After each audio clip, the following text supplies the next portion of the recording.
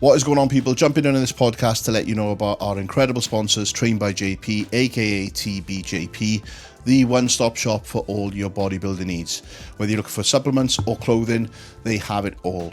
Quite possibly the biggest range of subs you will find anywhere in the world, end of. Whether you're looking for pre-workouts, stim-free or high-stim, intra-workout shakes, post-workout cream of rices, vegan supplements, it is all there for you, as well as the highest grade of health subs that you will need in your arsenal. Check them out. It's www.tb-jp.com, and on there you will also find all the clothing which they release multiple times per year, but get your hands on them quick because they are limited drops. Use the discount code MAGIC10 for money off. Help the brother out, and let's get back to the podcast. Peace. What's happening? I need to get a better camera for this podcast, bro. This is shit looking at mine at the moment. I know, but levels in it. Levels of the game. I might even put it on. I'm sure I could put it on the back of my phone and it'd look better. It looks fine, though. Does it? Yeah, it looks fine, because when they crop it down like this now, when Zoom boxes us all off, everyone looks pretty high quality, like. Yeah. To be fair, I looked on the back of my phone earlier and I was like, oh, it looks a minute like better just off that camera. Yeah. I use my phone a couple of times, like. But we need it for the NGL, don't we? So I can't be... Yeah, that's true. Richie boy. What's going on, lads? You good? Sorry for being late, mate. Sorry, but no problem. What is wrong with me? Eating a meal when I...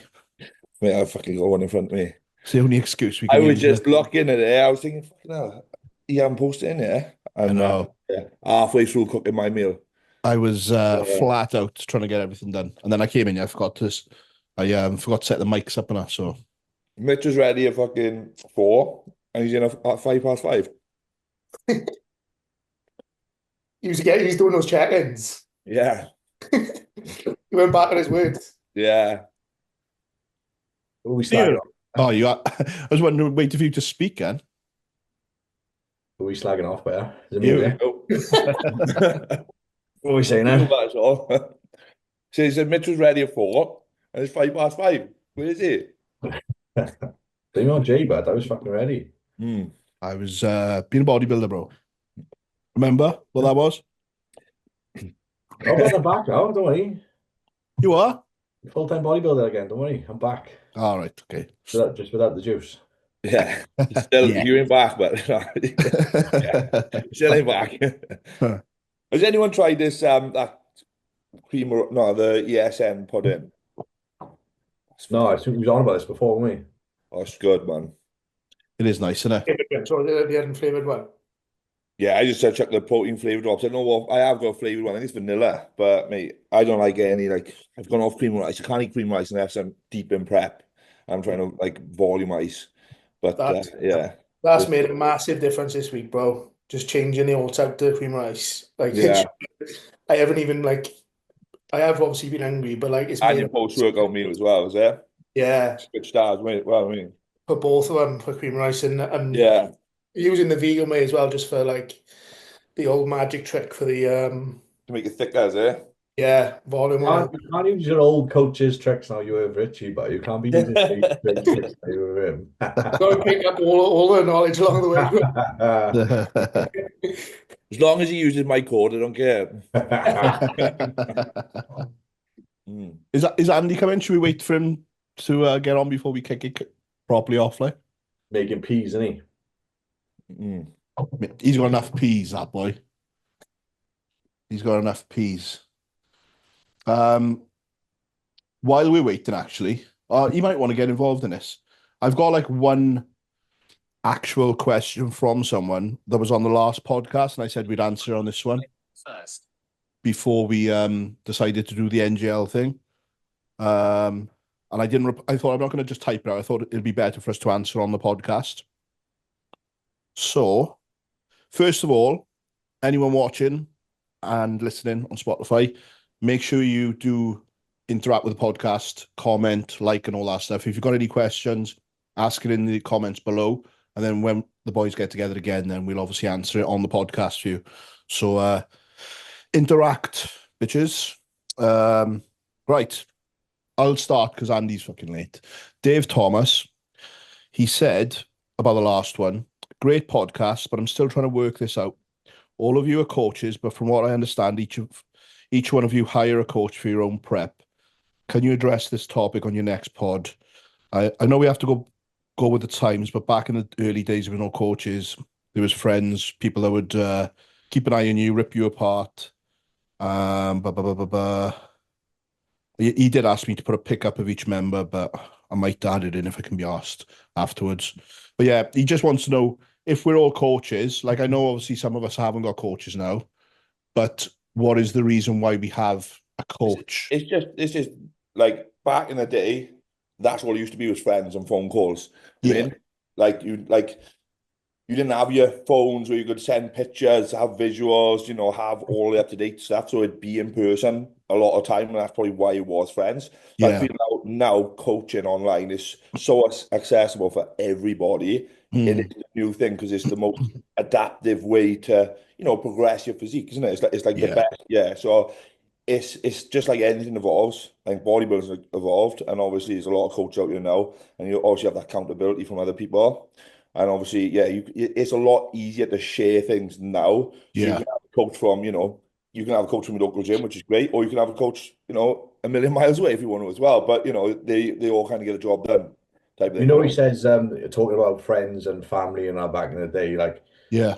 be interesting to know out of us lot who actually did start off like that, or did you go straight into like paying a coach? Like for me, it was someone I knew in the gym at the time, an older fella who prepped me for my first 2 years competing, passed away now, but God bless his soul. But yeah, it was someone who I just knew in the gym at the time. What was it like for you boys? Was it the same? That's what it's like, they see you in the gym, think, oh, you got good potential, see you really enjoy Right. training, kind of take you under the wing a little bit, chat to you, and then obviously you share your interest, and they kind of, pull you through it. Like, I think that's a great way to do it. Like obviously Jordan Jones started me off, like helped me out for like my first shows from YouFit. Obviously he was pretty big back in the Was day. that just like overseeing you, or was you paying him as a coach? So basically I went up to see him, like I think it was like 2 weeks out. I went to a show in I think it was the UKBFF in Patal, but I walked up there and I looked at people on stage. I was already lean and be dying for like 4 months, 5 months, And I looked on stage, like, fuck, I could do this. Yeah. Someone had said, go and speak to Jordan. He's the man you want to see. Obviously, he's in Cardiff. So I drove up there. He had a look at me and said, look, I said, there's a show in 2 weeks. He goes, here we are. Wrote a piece of paper, 150 grams of turkey steak, asparagus, broccoli, meal of one, tablespoon of mac oil, whatever, like fucking. Cheney asked you a diet now, and he just copy and pasted Yeah, it. yeah, that's it. Yeah, basically. So, mate, it was like, mate, it was a balls to the wall diet. Come back 2 weeks. He said, come back in 2 weeks. Went back to him in 2 weeks. He's like, I'll take your top off. And he just went, oh my God. He goes, did you stick to that diet? Yeah. I said, yeah, to the D. He said, what do you drink? I said, just water, like you said. Didn't like, and literally, mate, didn't like sway. So all I drank was water. I'd done exactly, I was fucking peeled, mate. I was already quite lean anyway. Yeah. Obviously flat. And he was just like, and it was like a couple of days out from the show. And he was like, right, get your food in. And then I won my first show, which was Lemon Spa. And mate, I was fucking conditioned, like, for obviously doing like a short prep, like. Andy, what's happening? Just to welcome you on. What have I missed? What's the question been like? It was on the last podcast that we did, the four of us. Dave Thomas, he commented a question on there, and I thought I'd just wait till the podcast to ask it. It's the only like question we've got with a name to it today, obviously. But he was just asking, like, from what he can understand, all of us coach, but then we've got coaches, and obviously he referred then back to back in the day where it was just friends in the gym, and he was just wondering why do we have coaches? I mean, for me, it's the level that I want to get to in terms of my physique. Like, if I was just doing this to be in shape all year round, then I wouldn't have Cal. But obviously, for me to bring my very best on stage, I'm not going to leave that in the hands of a friend, regardless if it's one of you boys as a coach. I'd want to, like, from whoever I can financially afford to pay when he's got the backing, like, he's obviously got the credentials to take me where I want to take my physique. Like, so that's my personal reason why I've got Cal. Otherwise, it would just be me doing my own thing, really.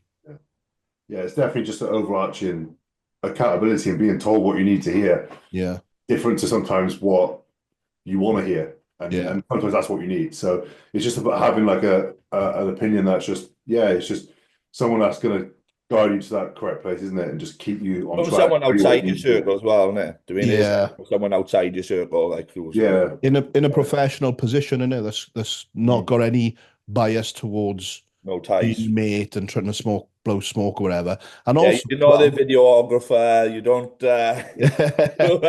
Yeah. Also, for me as well, like it's to kind of stop me from going too fucking far, because there's been moments where Carl is like, "No, you lean now, mate. Chill the fuck out. Like there's nothing on you." Because I'll keep pushing, and then obviously you're gonna turn up like a fucking racing snake. Yeah. And the other end of the spectrum as well, saying, "Yo, control the off-plan eating now, bro. You're getting too big in the off season." That's a view. Goes on its all-inclusive holiday for 2 weeks. Yo, coach, you know what? Shane, what were you going to say, Anne?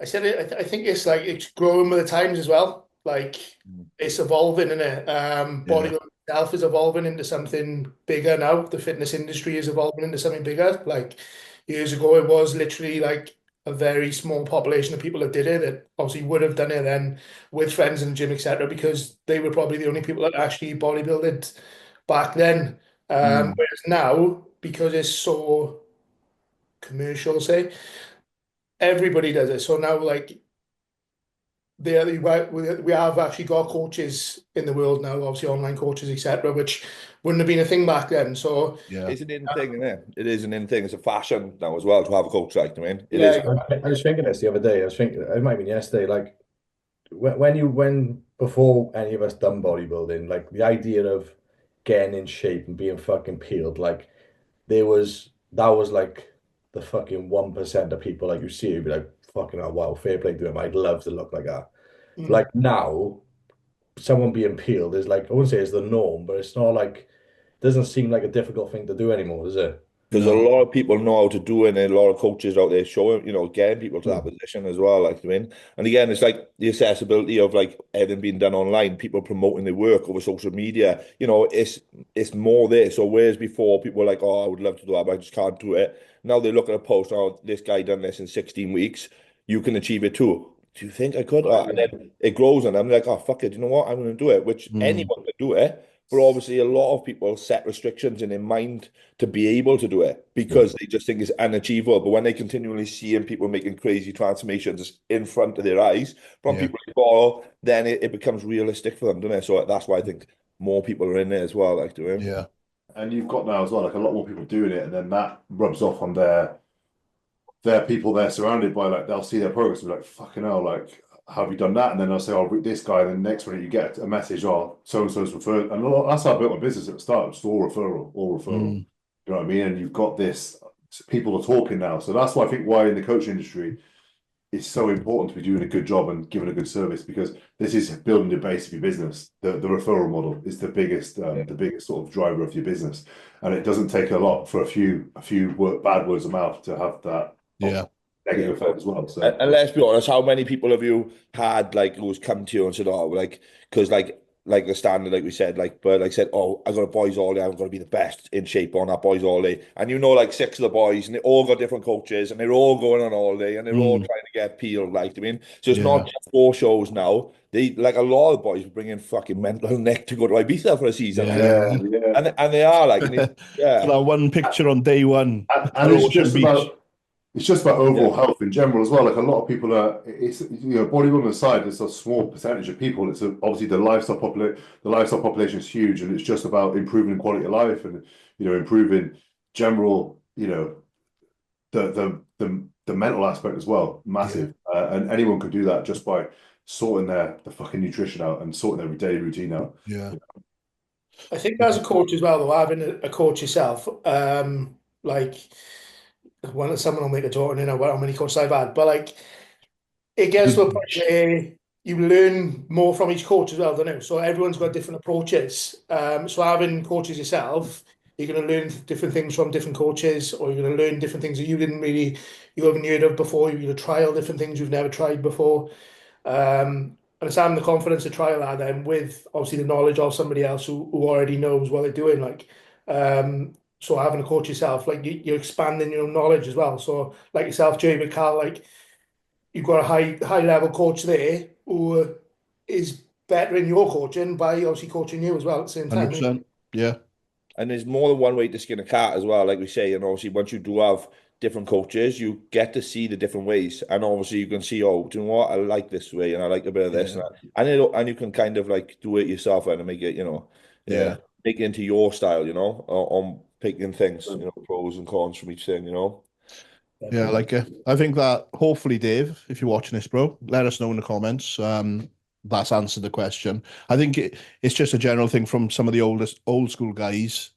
They are probably looking at it. I'm sure we will look at things in. Yeah. Well, I look at things now, even just like, and they're like, "What the fuck? What? Why?" But it's just the times, isn't it? Mate, it's just like gaming, man. I used to play the games now, but then I look at them now and like, fucking hell, this is mad. Like I couldn't do that now. Like, it's come so far, like yeah, just yeah, scary, like. Sweet. Anything to talk about before we dive into these questions? Actually, I got something. Not one of you have fucking commented on my new backdrop in my office, boys. I fucking grafted. You know what? I was just looking at that, thinking, is that different? The last time I couldn't work it out. Man. I have been grafted. The lights have gone. The wall's different. The whole room. Yeah. You've got a thing on the wall lit up now. I saw this morning. Where the magic happens. Yeah, I would change the camera angle, but it'll do my OCD in. So yes, that's the pink. See that pink light there? Yeah, reflective. Yeah, it's off that. But yeah, I mean directly on your sword, bro. Yeah. What's that? Directly on your sword. On top of it, like a fucking angel on a Christmas tree. Nice to see you taking the fucking Christmas lights off it, mate. Oh, I know, mate. Well, that's that wall paneling we was on about, wasn't it? Yeah, remember we spoke about it? Yeah. Looks good, bro. Yeah, it fucking cost me a fortune. I couldn't wait. See, it was like online. It was like a 2 or 3 week waiting list, half price, or down the road in B&Q. I could go and pick it up for fucking 80 quid. I told you, next door to mine, bro, 60 quid. Yeah, but I would have had to drive down and get a van and. You was down there, bro. In my A5, not in Cheney's car, in Cheney's Astra. On the roof, innit? On the roof. Yeah. Yeah. Nah. See, worst things going up by your way, mate. See people driving with bikes or sofas on the back of them. Yeah. Boots open, people hanging out the back of them. Yeah.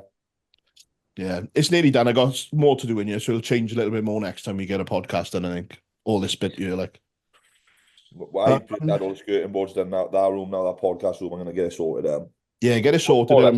It is done. Like I've done a full wall. Yeah. Down thing. But I've been doing them reels in it, and you can't really sound the echoey in it. It doesn't really sound that bad. Like mate, at first with that reel, I thought that RL in the back, the dude had put that in the back, and I twigged it was your fucking room. Yeah. It's a good sign, that. I'm gonna change it in my office, I think. Yeah. It's a cool spot for an office. Yeah. And like this room now, because I've ripped everything out here because I've been decorating it, this has been really echoey. So I imagine it feels echoey here, but I don't think it sounds echoey on anything I've done. Yeah. So you should be fine, bro. Should be fine. All right, then. If there's nothing to talk about, let's go. Should we do like round robin around? Are we all in the same layout? Cheney, are you in the top corner? Top middle, I am in mine. Oh, you? Well, we're all in. We're all over the shop then. I haven't even had any on these, boys. Just the one I sent in. I got one. Well, alphabetical. But I got a new message. Who are you trying to impress? Are we doing all M ones as well? No, we're not doing M ones. What? All right, Rich, you start then with that one you had. I can't remember what it was. It was the one who says, "Do you think Neil Andrews is lying about his TRT dose?" Oh, that one. That's it, like straight in there. You know that fucking NGL. That's the only one I had, but my stories like literally died from that point. If I share like 10 in a row from like check-ins in the morning and people tag me, they just go. It kills your story off big time. Yeah. Like what you got the same yesterday because I posted loads in the morning too. Yeah. You go like. But I don't know where that is because I don't know where that's because the link wasn't like visible. Do you know what I mean? Like obviously with the thing, it just looked like a designer post. There was an arrow pointing to it. yeah, people just look at them boys. Nah. Mental, Nick. The with the stories though, if you're posting too many, I've They started just think doing it's myself. spamming, don't they? You've got to Yeah, let them run out. Like you've got to clear your story to yeah. get views on them. Yeah, It's you've Yeah, got like post 4 now. accounts, so Jay, so it's easy for you. you are, You've got like 4 accounts, so it's easy for you to do the yeah. Just choose Yeah. which one. I go like just pick one. I only stay on one. Yeah. All right. Well, Right are you going to then. answer the question or what? Well, my question is me answering. Well, you asked too. Yeah, so, well, who knows, isn't it? That's the You question. should ask why Who would actually we knows? think that though? Huh? Why would people assume that? Like, I don't know. Maybe he's said that he was on TRT. I don't I mean, even read again. if he's saying he's on TRT Yeah, and the level of coach that he is and the content he puts out, I would hope that he is doing what he's saying he's doing, because yeah, I don't put anything out there that isn't fucking legit. And that's just from a personal standpoint. So if he's legit and he's he is doing TRT, then wicked, because he's holding himself to his own kind of morals, if you want to call it that. But if you're lying about it, the thing Yeah, is, Neil's been in the game a definitely. long time. It's very, I would say, yeah, it could be like, because the tissue's been built over a long time.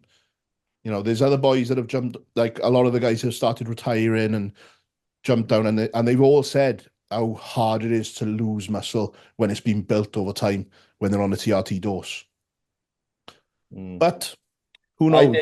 I think like TRT elaborating on it. Like, I mean, what is it like? People, mate, I have people coming to me on saying on TRT and on 300. I'm like, mate, It's probably a sports TRT. Yeah, so even if I don't think he's like abusing.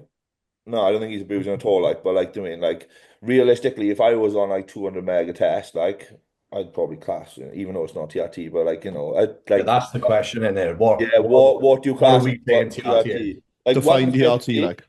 I mean, he has just had a kid as well, so that would lean towards the TRT as well. Yeah. Yeah. And he's obviously like had his health TRT. issues as well, so perhaps he is a bit more health conscious with everything he's been through. I'm gonna get Neil, if you're watching this, mate, drop me a message, because I do want to get you on a podcast, like, so perhaps we'll get him on, Right. blast him with questions. Yeah, definitely. Have to bring your blood work on with you. Sorry, you but I wrote get post the other day about the person reading off a screen, didn't he? Who put that up? Neil put on his the teleprompter thing. Oh yeah. The teleprompter, What did yeah. he put up? He put up something like, can coaches just be real coaches these days, and be like real with the content they're putting out instead of just reading off a screen? It's so obvious, you can see your yeah. etc. Who's he on about there? I don't know. That Luke, innit? It might, yeah. Yeah. Yeah. With all the gear reels. Yeah. Yeah. Gear reels. But like, yeah, the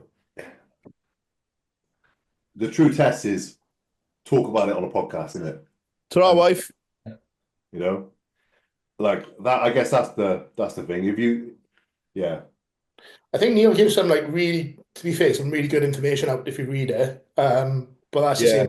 And could, like you just said, then if he's on a podcast and you throw questions at him, is he going to be that confident answering those questions as well? I've seen. But I think I've seen Neil on podcasts like talking like legit, like he knows what he's talking about. Like, and I believe that he, everything he puts out, he does. You can tell by the way he talks, like he knows what he's talking about. Yeah. But he's been in the He game a can talk long about it. time, isn't he? He does. Yeah. He does like the way. he's very confident in the way he says it as well, and easy. So like he's also like cut from a different cloth of bodybuilder. He's from like an older time, so the hardcore era. Yeah, and whoever's putting the reels out is from fucking the new age, where it's so easy to fucking type in on ChatGPT, what's this, and then get a script back, and then check it on your teleprompter, and off you go. Like, but I had to Google what a teleprompter was. Yo, Jerry, bring this down Monday, mate. I'll have a go. Bring it down. Obviously, when I'm filming content with like certain clients and they're really struggling to talk about what they're actually talking about, it's not nothing educational, like, but they're just scared in front of the camera. They're fucking their words up. I have been there, and I've held sheets of paper up with the words that they're talking about. Just what's that? Was this for me? No, you can't read. Oh yeah, you was doing the fucking charade stuff for me. Yeah. Like yes, Yeah. Needle. yeah. Yeah, I think we all need prompts. And I obviously write some notes on my phone, but they're just like it's like a summary, so bullet points. I just elaborate on it myself, but Yeah. I think it's one of them things though as well, boys, that when you are talking and you're on a podcast, like even like now, you know, I mix up my words sometimes. Do you mean I'm like, oh fuck, do you mean? And I think what, you know, because it's like it is quite like, you know, if you're not used to it, it is hard to talk. Like we done a high rocks with Lucy on the weekend, and we had one of the boys do a sick high rocks coach. He just did like 58 minutes, really, really good. And like he was like, as soon as I put a camera on him, because it was like I said, we're gonna do a YouTube, we're gonna just record. And as soon as I put a camera on him, he just like a fucking deer in headlights. Do you mean he was just like but then he didn't know I was recording the end or the rest of the session, and you could see him, man, like as if he would PT someone. He wasn't stuttering. He was really good, like giving mental, like, but really good, just notes and keys to like doing what on each machine and all that. But he had known I was recording, so he had the Pocket Pro, and I put a mic on him, and I told him it wasn't really on. I said, I'll tell you when it's on, but it didn't. It was when I was recording, it was everything he was saying. Yeah. It was really good. And then Lucy said, oh, to him there, no, he was really good on that. Like after he goes, I just didn't even know he had the mic on. Like, really nice. So, but it's a mental difference. Like what mind? Yeah. Me and Joe spoke about it yesterday on that podcast with him. I don't know, Cheney, if you got to that bit where we were talking about it. I was just going to bring it up now, funny enough, and say that like Joe even said on it when he first started, he was like, "Hi, my name's Joe."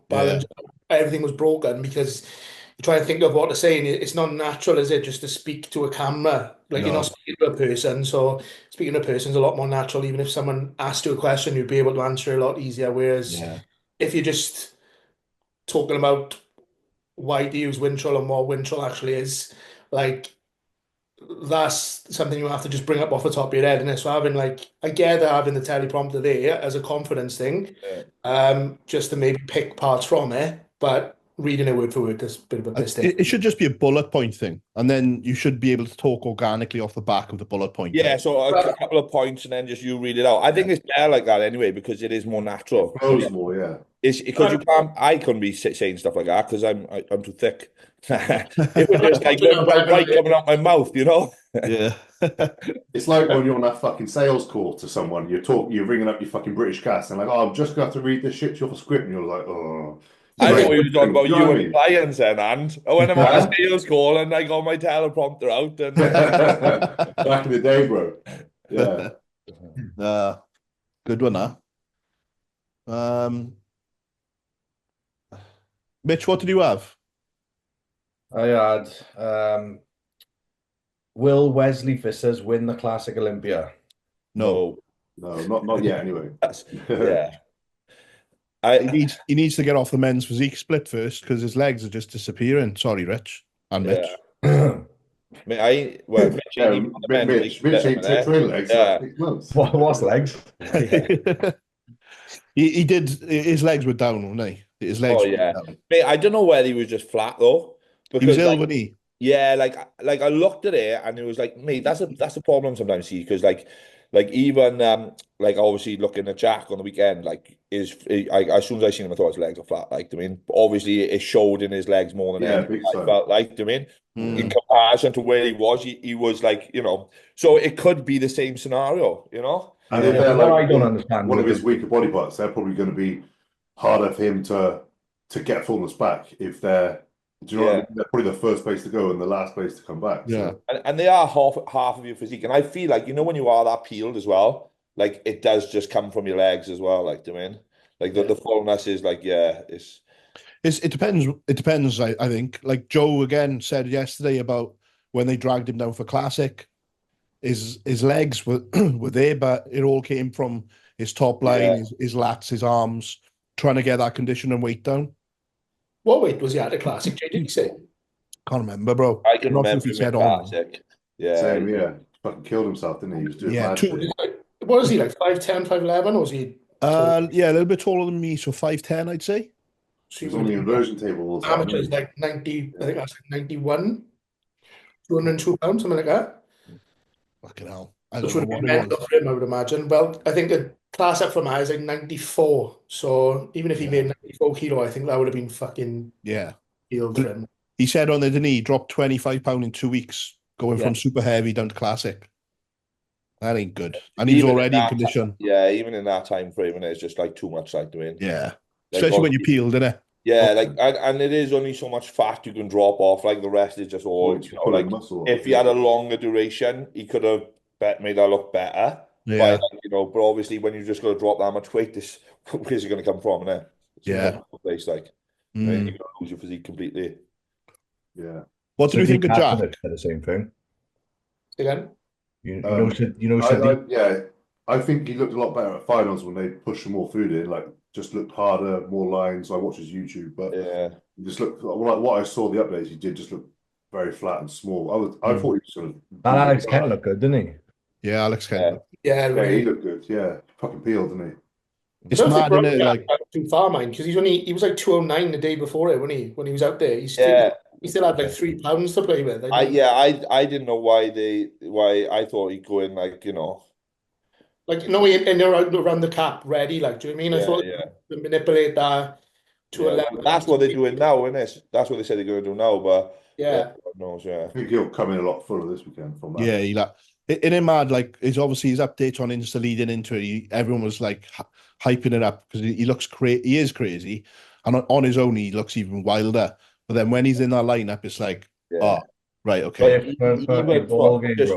Looking at his physique though, like his legs weren't there, like, I mean, or like even like he wasn't the Jack I see in the pictures, like, I mean, to me anyway. Even like on his updates, like, doing. Yeah.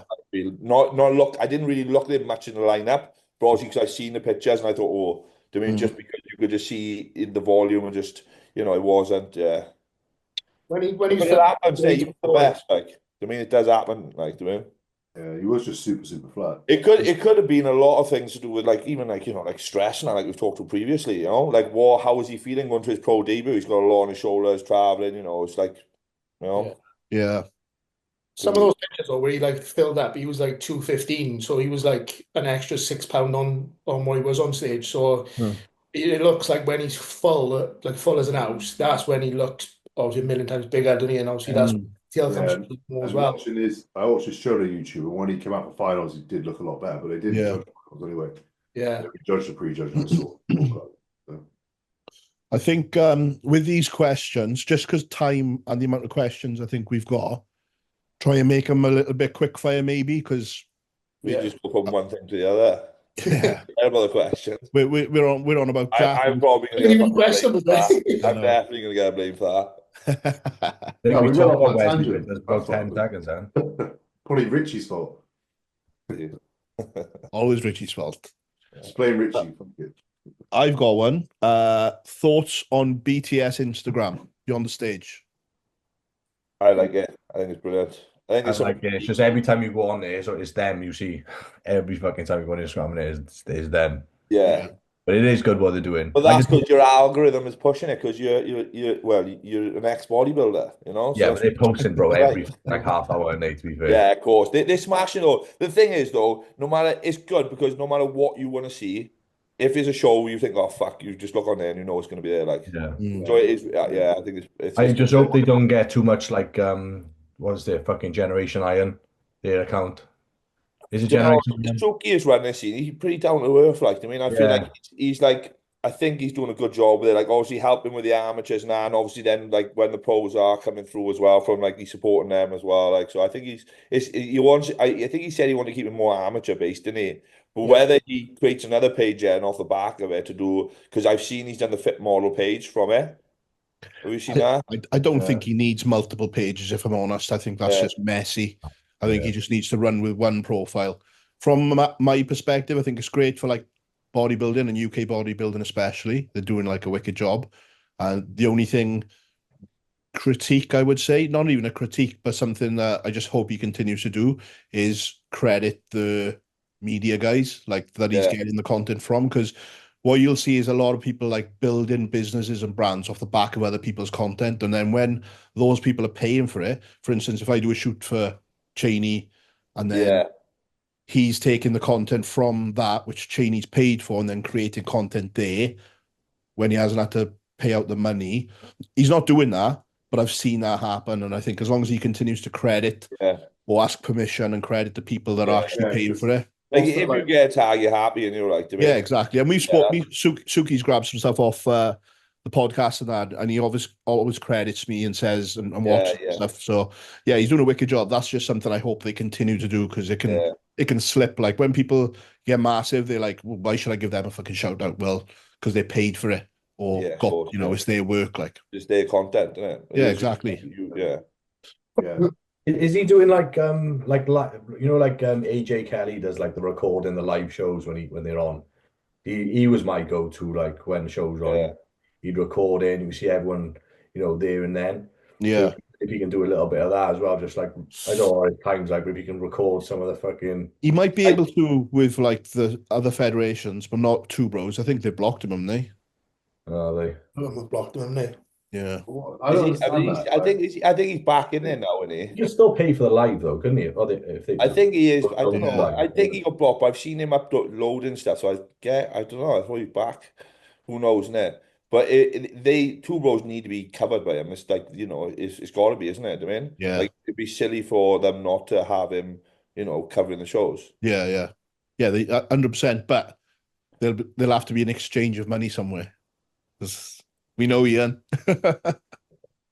And they would have to be like an agreement in place, because they wouldn't let him do it just for free. 100%. Any more? Shane? Cheney's got groupie ones about all the fancies and stuff like that. That one was quite funny, mate. I put in the group chat. That was a good one. What was it? Something about 2 seconds, I'll grab it now. You've all got to be asked, boys. There's no shying away from anything. I'll go off this one first, because this is actually quite like decent. What key advice would you give to somebody who's thinking of competing for the first time? She says, female, you should know who this is. I'm shouting out Jess Bow by her, because she did on stage. Anna Van Tren. Straight First time competing. First time competing, or even thinking about competing. Yeah. Coach, really, that's the big thing, isn't it? Like get someone trust to help you into the show, like kind of timeline properly, Instagram friend, trust. And being in the right mental place to do a prep in the first place, because it's nothing you'll have ever experienced before in terms of like what you'll need to do. I think personally, not because it would potentially earn me money, but I think Jess should maybe do a photo shoot first, get down to like that condition for a photo shoot, which is like get is right down, but not like right down for stage, just to see how her life is affected by that with like work and that, because she works hospital, isn't it? Yeah, she's a nurse and that. So those shifts are fucking heavy. Like I've done stuff on wards myself, like, and it's heavy. So I think photo shoot first, dip your toe in, see if it's like, I could go further with it, and then look to compete, and then start thinking, should I compete? I think it should be a photo shoot the first thought, and then that's timeline 1 in 6 weeks out from your show, so if you like. So plan your show, but then plan a photo shoot 6 weeks out, and then if you get to the position where you are 6 weeks out, and then this is. How many clients have you had? How many clients have you had which come on board as just a lifestyle client, get fucking in wicked shape, and then you're like, well, why do you do a show in 6 weeks? I mean, and then I find the clients that do that, the stress management is much better, because they understand like what it takes to be in a deficit without the pressure of, I've got to do this and hurry up and get on stage. The only thing is kind of almost ready before they compete. Yeah, especially females. Yeah, posing. She'd have to be on her posing. Regardless. To be fair, that's the advice I said first off is to do a photo shoot first. Obviously, get down to see what she looks like at that, because I think she's in between as well as in bikini and wellness. So seeing how much tissue she holds on to because she's natural. Yeah. Obviously, how much tissue she holds on to when she comes down, and then using that to obviously rebound back out to grow. Yeah. And I think next year is when she's thinking about actually competing. But Yeah. I think that maybe this year then just get to new levels of condition, push the diet a bit further than you ever pushed before. Get a Magic Eye. feel of Magic Eye Media. get a feel for, like, you know. Yeah. discount. Discomfort, yeah. Magic 10. Any 10. Any 10, just chuck a 10. Any 10. Just fucking chuck any 10, innit? Well, I just want to say what I've been saying in the group chat, but I'm not going to because it'll just lead us down another can of worms. What is it? What is it? Jay's new I know what he's saying. Japsai. What? Yeah. Japsai Media. You're not actually the first person to say that. 𝘗𝘳𝘰𝘶𝘥𝘭𝘺 was. He called me back in the day, like when I was filming all this shit. He used to call me fucking Japsai to my fucking. That was my name. That's what I thought you got all them funky lights from that content you was on about shooting the other day. Yeah, where the magic happens in the background, like. Yeah, my missus said yesterday, actually, it's like fucking Amsterdam in here with all the neon lights going on in here. But yeah, with Jess, I reckon like just photo shoot and then see from there. But I think she looking at where she is, wellness would probably be it. But again, you'd have to see where she is when she gets down in it. Yeah, that's what I said. I said, like, you never know how much tissue you're actually going to hold on to because some females like hold fat, like, what's the word? The lower. And the Yeah, but in a good way, like a lot of females hold in the lower, like so many, Yeah. and it's like, yeah. And it's like advantageous, and it almost looks You'll sometimes. know if you see her like eye visual, you'll know if it is like doing. Yeah. Yeah.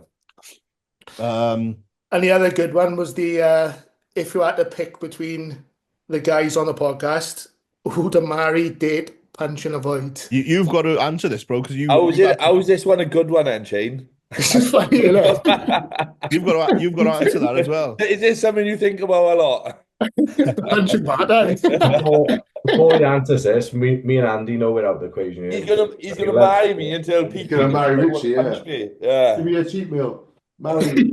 Yeah. You're going to answer no. Does anyone go? You got to do it. You ask the question. I thought this was open to the. No, you're going to become the Ian Valier of the fucking podcast, bro. The 41% gay. He's blushing. Yeah. Fuck. I should have said it. Don't be shy, bro. Marry Jay Oh, because he's in already the dad life anyway. yeah. Already got a successful marriage, etc. So Oh, you've already got everything settled there, mate. thanks, mate. Date. I'm gonna say Andy because I've seen some of the fucking. Richie, you recorded it. Huh? What's this? What do you say? What do you say, Shane? Or Andy? Probably Andy. So I've seen some of the dates that he's the posh dates he's taking his missus on. So yeah. they look proper. He hasn't taken her on And he's got the money as well. So he is taking him on them dates, and he's tight. He definitely can't be taking her there. Oh, fucking hell. It was a sun holiday. He I think. He ain't even denying it, look. What's left now? punch and avoid. Oh, here we go. So that's premium rich, yeah. Fuck. Punch Richie for low food days. I punch Richie for putting me in a fucking deficit and giving me fucking 14,000 steps to do daily. So I want a fucking I valid thought he reason. stepped on 12. Huh? I want a fucking valid reason for what's coming. Yeah, I know, that's it now. Oh, avoid. If he wants to punch me now, fucking hell. I'd avoid fucking Mitch because I don't want to stand next to him. He's too fucking shredded all the time. Hey, I'll take that. The abs are too fucking good. you brought that one back. Well done. Yeah. You saved yourself here. That was quite funny. You're going to be gutted when you get taken to McDonald's, though. Andy collects the fucking And when you're you're talking. going through the drive-through and you're the one driving and you got to pay. Tap and go. We'll see on the story now, Andy and fucking Yeah. Nando's or something. Fucking hell. I'll be encouraging to cheat on his diet. Fuck Richie, man. Just have the food. Yeah, it'd be Shane McFlurry. Right. Who's taking the Mr. Wales title this year? I don't even know what's doing it. Huh? I don't even know what's Never. doing it. Yeah, nah, I assume that's Naba. I mean, that's Yeah. that's the real That is the Mr. Wales, isn't it? Yeah. that's the real Mr. Wales, isn't it? Liam Yeah. Davies. The person who sent that message obviously thinks they're going to be Mr. Wales, so they need a comment. All in it. Who's had it? You've had it, Jay, have you? Yeah, I've had it. Yeah. Yeah. I don't really know who's doing it, to be fair. I think apparently there's a couple of sneaky ones jumping in there. Yeah. I've heard. Is there? Yeah. Somebody messaged me the other day and said I won't put names out there, but I'm not put names, bro. Which I don't know. he said that they are a couple of. He didn't say what actual people it was. He just Is it said someone who's done it before? no. Do you see me on the cardio this week? Yeah. Sneaky prep, just diving straight in. All week. At least I know I seen Tyrus the other day, so I know it's definitely not Tyrus. Lloyd Rutter's still fucking full blown off season, so he's not jumping in. I spoke to him the other day. Yeah. He's got He's won it before, isn't he? What's that? Didn't he Yeah, win it? Yeah. 2 years ago, yeah, year after me. The guy who won it last year is doing it again, the Polish guy. I wasn't that impressed with him. No. I think he was like He was a master best guy. of the pack, like, do you know what I mean? But Yeah. He was the older guy, wasn't he? yeah, the older guy, yeah. Yeah. Oh, Matthew Barry's doing it, isn't he? Yeah, I'm gonna back my client here. I'm gonna say, like you said, Liam, innit? I'm going to say Liam, I am, yeah, because I think Liam, the fucking fair play to him, the difference Liam has made last couple of years has been absolutely unreal. And like generally seeing him in person, that boy's got a lot of fucking muscle on his frame. Like if he can come on the stage and he can pose and he can smile and he can present himself, then Liam will be a massive force to be reckoned with, I reckon. Who's that? Nathan's boys, yeah? Nathan Styles. Yeah. Oh, okay. Yeah, he's great, man. He's put a lot of tissue on. I Like seen his up there. It was good. Yeah. Yeah, he's good, man. If he does win, it's because his posing routine. Because I'm helping him do his posing routine on Saturday. So there we go. I seen him posing the other day as well. Yeah, just helping him out. That's all. Like he looks good, man. He's got fucking massive rear delts, isn't he? Yeah. I always see that. I'm like, I wouldn't mind some rear delts like that. Yeah, his side leg, mate, on that side chest is unbelievable. And the condition. He's looking good. But I'm going to back my client. I'm going to say Matthew Barry is definitely going to be in the mix, like 100%. He's putting in the work, bro, because I see him down Pacific pretty much like, well, when he's not this week, I think he's been away, but he's been away, he's been grafting, bro. Like, fair play to him. Like, shout out to him, man. He's been in some, like, having some darker days, I think. And I've just been saying, bro, keep going, man. Come on. Yeah. And he's getting there. Like, we're definitely egg whites, bro. Yeah, I'm just going to take tuna egg whites. I thought, fucking hell, fair play, mate. You're savage, man. That's not on his fucking plan, by the way. I didn't say drink your egg whites, but he did message me and he went, because he's working away and he's in a hotel or whatever. He's like, Jay, is it all right if I drink egg whites? And I said, what would Rocky do?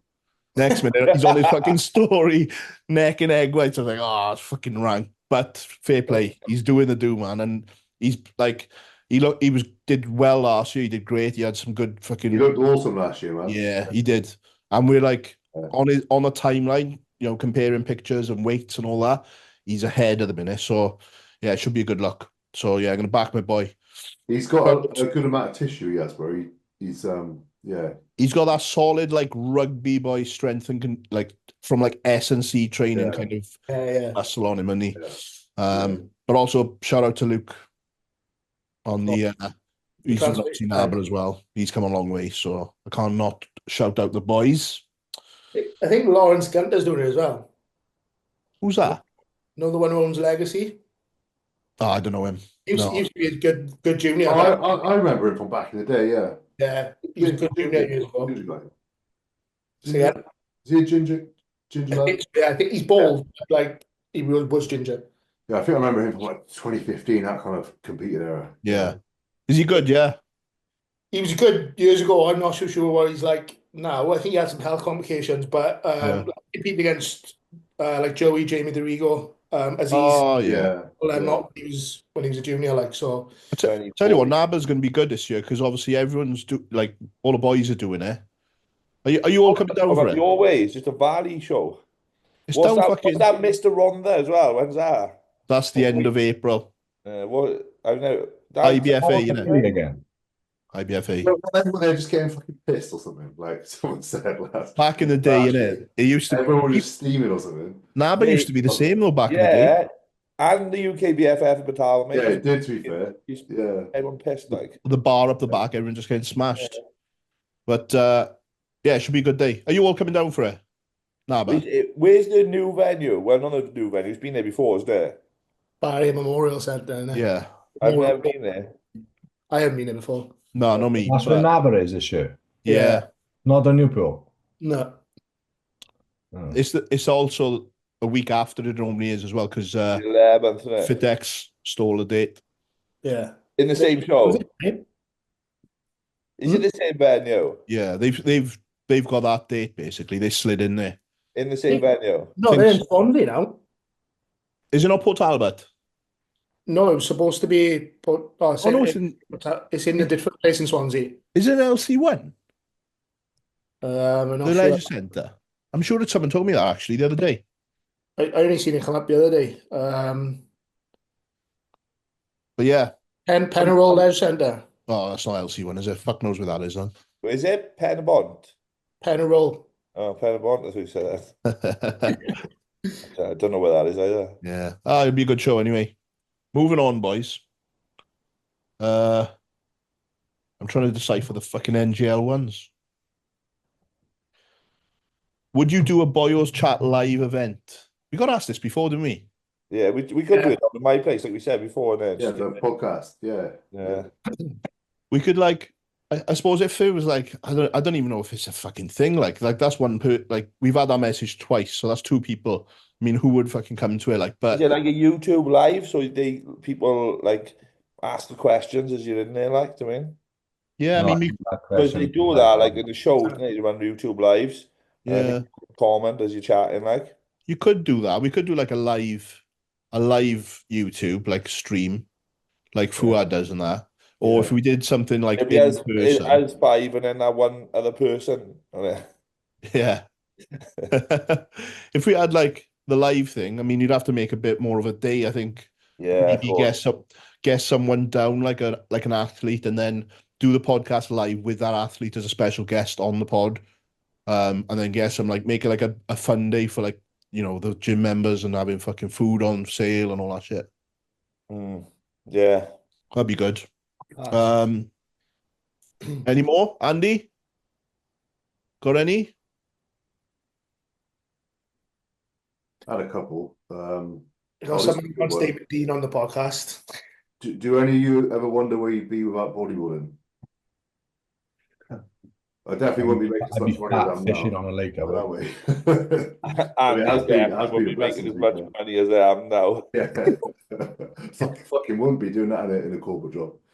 But no, I think for me it like got me out of a sticky situation where I was really like confused at where I was going to work, and I was trying to. You're still confused. You got more money. No. Yeah, but this is what I mean before. If I didn't have this with coaching, I'd still be in a position where I didn't really know what I wanted to do in my career. Like trying to make something happen. I was starting to get a bit worried at one point, like thinking, fucking hell, like where am I going? Because I went to university, always strived to like do really well. Was working then obviously in finance, and I did the project management course, the Prince 2, and I just couldn't get any fucking jobs, man. And then I was like not going well not enjoying my current job, and then I started coaching there, just like a back door out. And I stopped fucking worrying about it then. I haven't looked back since. So I was talking about this on the podcast the other day. Obviously with that mindset guy, Ollie, and he was saying like obviously when you're following a passion and someone you love, like obviously like we said, obviously we all do well off it like money wise, but it's like essentially it's if you enjoy something and you love it, then the money comes because you just love it and you enjoy it and you put everything into it. So you're not working for the money, you're working for the passion, and then the money comes. You know, you're like, whereas if you're working in a call center, you're doing something you don't really like, you're just solely focusing on the money, and then the enjoyment's not there. But where you like when you got the passion behind it, obviously it aligns then, because you're always striving to be better in what you do. But obviously, so and it's not about chasing money. Maybe that comes across wrong at all, but no, yeah, of course. As a like just a passing comment, like if I didn't find this route, then there'd be no way I'd be doing like I've done as well as I had I don't think to be fair, I yeah. don't think any of us would they? Because again, this is just it's like it's not about the money, it's a passion for all of us, isn't it? You know, this is why we're doing this podcast now, because we're talking about so this podcast isn't making us money, but we enjoy it and we're doing what we're just sharing. Well, that's what you think. Magic 10 again. Cashing in on views. Nah, I always say this. I think Cheney might hear me say it. Like, passion takes you places. I've said it all like for years with Magic Eye, because like Magic Eye has been built off the back of fucking me filming my sets and shit, and then doing YouTube, and then that's obviously put me in front of eyes with other people, and you know what you said there about like being focused on the job and the passion of having like doing that, and then the money is a byproduct. It's you can cross that over and relate it to bodybuilding as well, because like if you're doing bodybuilding to fucking do a show, the chances are you're not gonna fucking do it because you're not doing what you love. Like if you do bodybuilding because you love bodybuilding and the show is a byproduct of loving bodybuilding, you're gonna do so much better than. I got a good example of this, right? You know, Demon Dean. Yeah. Like he went to UFC on the weekend with Monster Energy, bought him a ticket right up close with the drifters and all that, and he was like, "Oh, I don't think I'm gonna go." I'm like, "What?" I said, Monster Energy. Oh yeah, they always ask me to go places, but I'm in my routine. I can't, you know. I'm like, mate. I said, you need to take these opportunities up. Like Monster Energy's buying you a UFC ticket. Like, do you mean? Oh, so, but it's like because he is so passionate about his bodybuilding. Like, he doesn't and he does not miss a beat. Like, I mean, he won't he's so into that routine and set. But like, obviously, he does his videos, but that's it. Everything else is just locked in, and obviously that's why he makes the progress he makes as well. Like, because you know. But again, like obviously he's not like all these other things that's going on outside of him. Like he could be taken advantage of, but he's just following his passion, you know. Which obviously, you know, if he was a business person, he'd be like, "Oh yeah, I need to do this, I need to do that, I need to do this, I need to do that." But he's just so passionate. Like his words to me, I want, you know, I want to be on the Olympic stage, I want to be a pro, I want to win it. And he's like, "Oh, I want to win the Olympic," and he's like genuine as well, like, I mean, which is great to see, like, I mean, but like it's like the belief, and like obviously like Yems as well, you know, I mean, like obviously he's the same as well. Like people think he's like thing about it, but he's just so in his lane, telling himself how good he's going to be and how good far he's going to go. Do you mean I think that's it's kind of in the same thing. He's got a passion for it, but then he's got like he's feeding his own passion as well. Like, do you mean? And like you see, like even when these people lose as well, or you see them lose, and they don't say, "Oh, it's because of that," it's because of that. They just take it on the chin and carry on moving forward. Like, do you mean? They're not like so. I think to answer the question properly though, like bodybuilding gave me that platform. It started, you know, a passion like back, you know, when I was like 15, 16, looking at Flax magazine, looking at the magazines, looking at the greats, thinking, oh, how do I look like that? And then that ultimately I didn't know at the time, something that I was just really loving and got into, paved the way to be, you know, a career path when I was really getting a bit lost in terms of what I was actually going to do. So I guess like for me, it was been a massive blessing for me. Like, and without it, it's been a game changer to be fair, because I love it as well. And like that's why you'll see me up in the morning, out doing my shit. I don't have a show to prep for, but I'm still nailing my diet. I'm still, because I love the fucking lifestyle. I could, like, bodybuilding could not exist. I still do this because I love it. The enjoyment that it brings me and the satisfaction it brings me, mental clarity it brings me is second to none. And I feel shit when I'm not on my shit. If I have a day off my diet, I feel shit. So it's like, for me, it's just like you needed to be the person you are. And if I wasn't doing this, I couldn't function to do my job properly as well. In terms of coaching, because it keeps me on my, you know, on my keeps you on your A game, bro. It does, definitely. That routine is set in stone and it's solid, and this is why like a lot of people come to the coaching and we instill the routine into them, and obviously you notice any other aspects of your life just lift up because you know you're up, you're doing your cardio, you're already releasing them endorphins, you're eating that healthy food, you're feeling better, you're feeling healthy, your gut's gone down, and then you're progressing in the gym. All these good things are happening, and then it's going into your work, it's going into everything else. You're finding life, and then you're happier. When you're a happier person, you feel better mentally, you're a better person to be around, and that then attracts people to you. And all of a sudden, things going amazing. People actually want to speak to you, they want to bother you, and then even like your relationships are improving. So it just does really like factor into everything.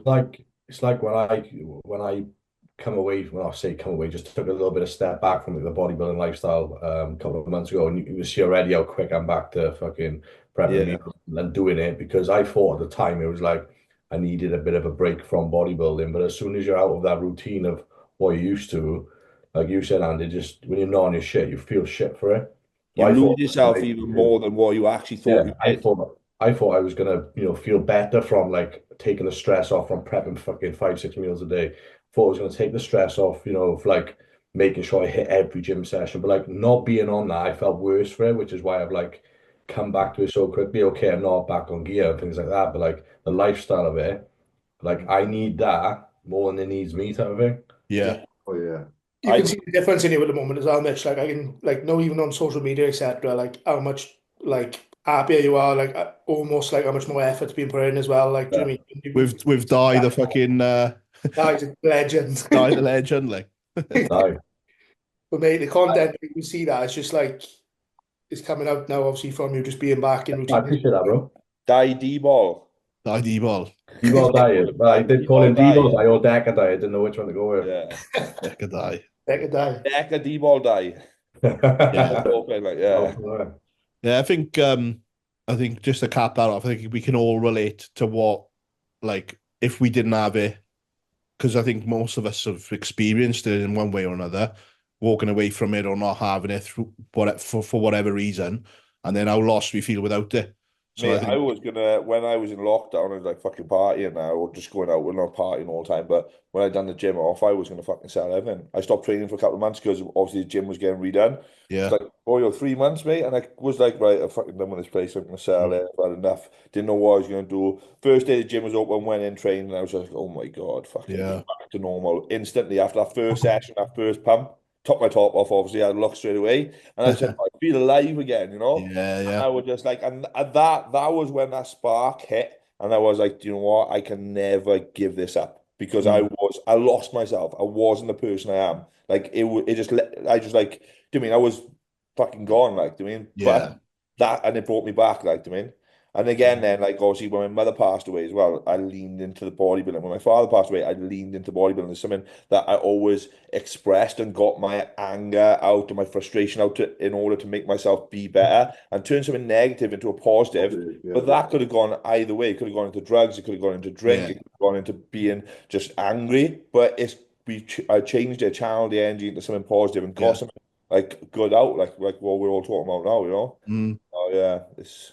I like it. Do a lot of great things when you got passionate about something, and like and 100%. people will be in a similar position. And if you've never tried going to the gym and trying to pick up something that's going to make you better, rather than like picking up, go and do something that's going to make you feel worse, like do something like this, a sport, anything. Yeah. I had a conversation with someone today, and he was like, "Oh, I just he hadn't been to the gym for ages." He was like, "I just feel embarrassed about going back because people saw me when I was training." I said, "Mate, like." No one's judging you, man. No one's looking at you. People respect you more for going in there and making a start. Do you know what I mean? And I think a lot of people get held back by that. But the thing is, it's like a lot of people get held back held back from like starting their business or like starting a new venture or like wanting to do something because they care too much what people think about them as well. Sometimes it's about, not worrying too much about what people think and doing it to benefit yourself because that's the most important thing, right? People are always going to have opinions, and it's fucking bullshit, and it's just noise. Because, like I've said it before about, Magic Eye and that. When I first started, mate, there was no business, there was no physique. It was me fucking filming myself. I didn't have anything to really film. There was nothing of me. But locally around here, the people that took the piss out of me from filming in a fucking gym, filming my training, these guys are fucking signing up on plans with me now. And these guys were in the gym at the time. And no offense to anyone, client-wise, like. And the thing is as well, like this is why I used to say to a lot of people coming to the gym when they should be nervous. I say, look, right, look at him over there, look at him over there, look at me. You know why I come to the gym?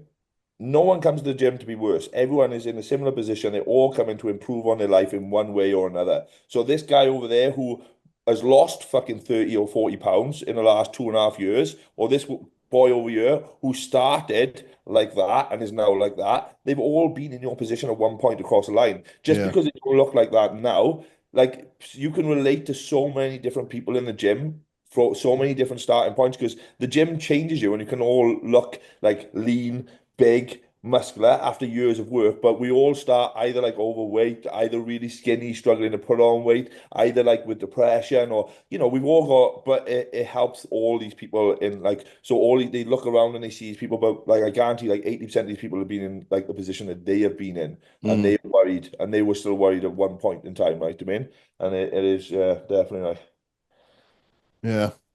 Deep. That's a deep one, isn't it? It's true though, isn't it? It is true, like, Yeah, it is 100%, like 100%.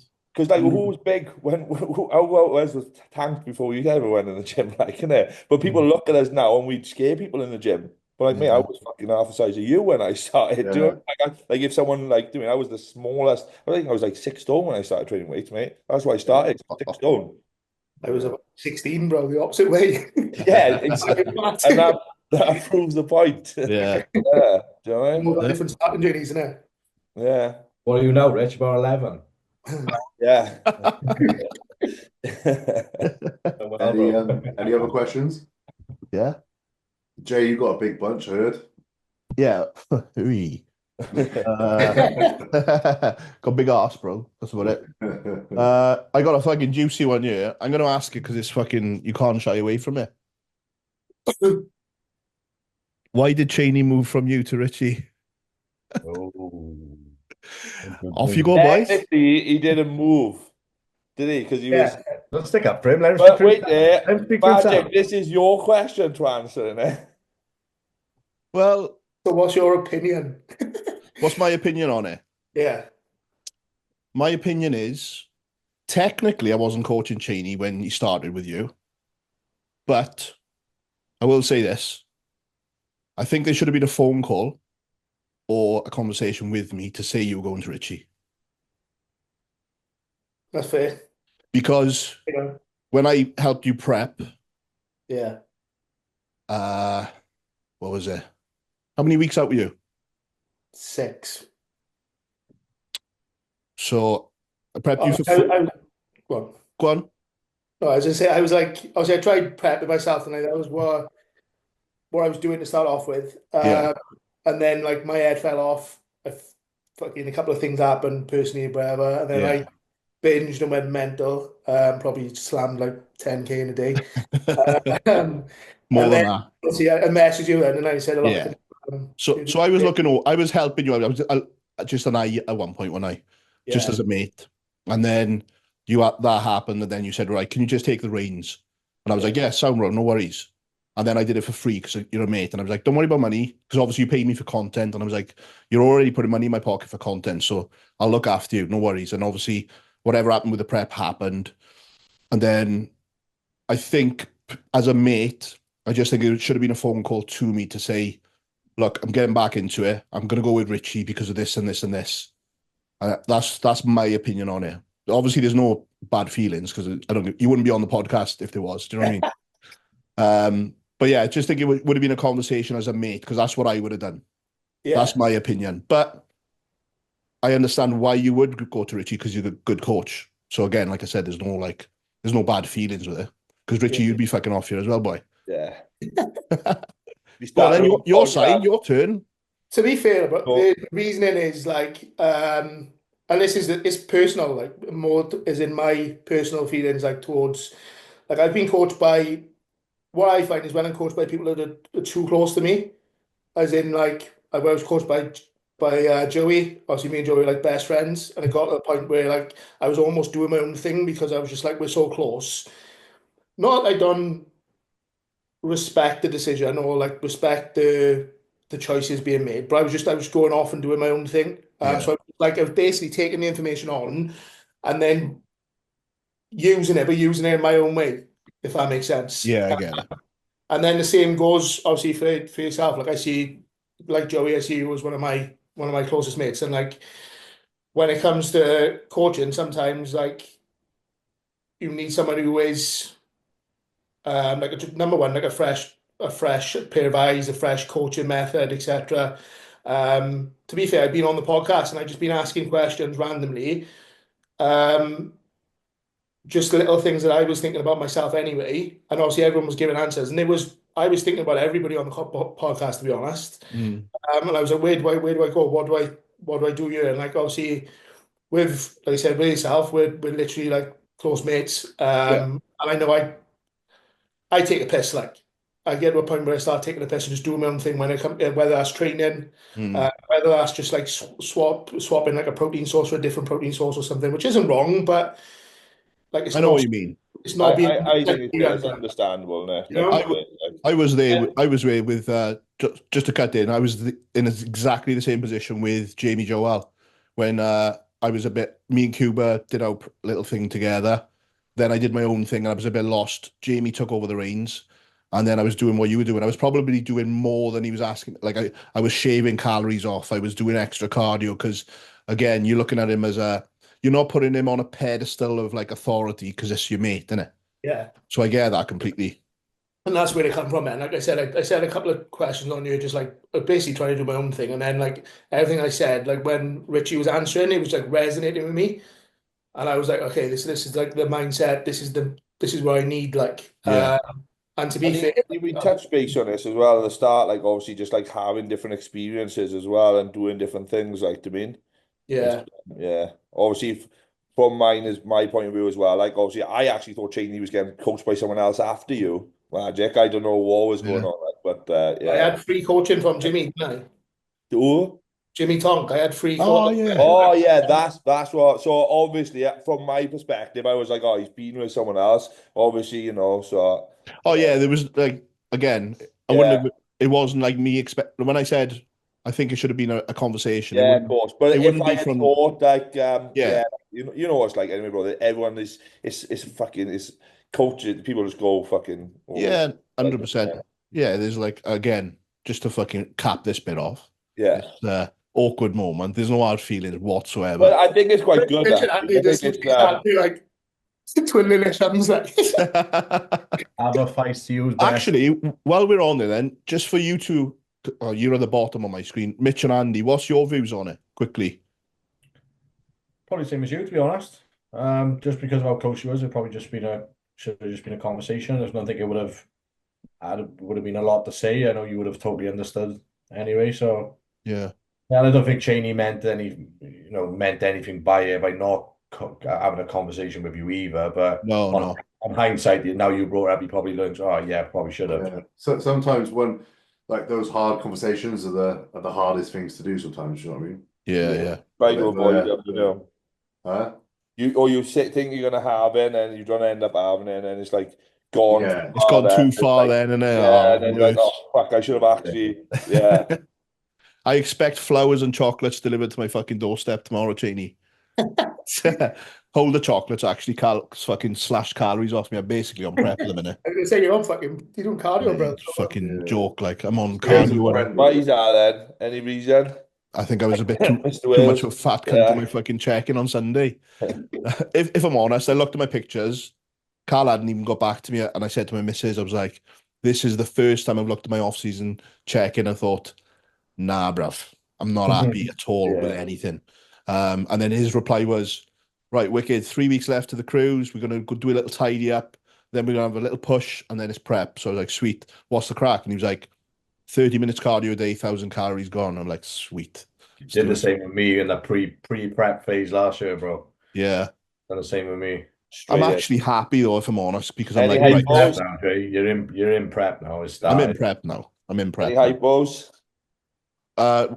Just before getting on the podcast, that's why I needed to get that meal in, because I was like, it's funny, and like you're just having after food, and then as soon as you're on that much food and you start moving a little bit and you take away, you're like, fucking hell, it makes a difference, like, doing.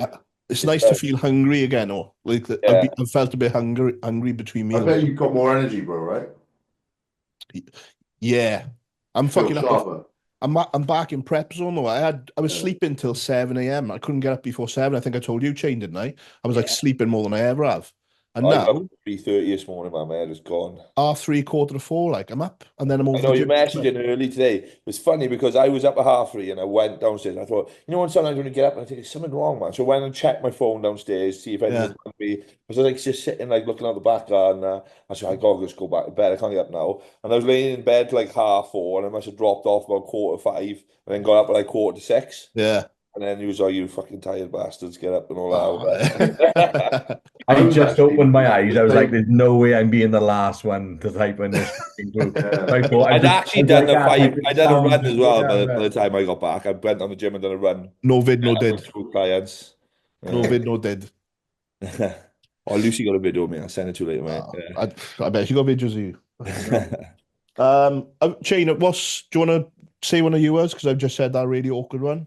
Funny enough, about talking about bulks, well, one of them I just had now is have you or any of the boyos ever had a client that struggles to deal mentally with a bulk?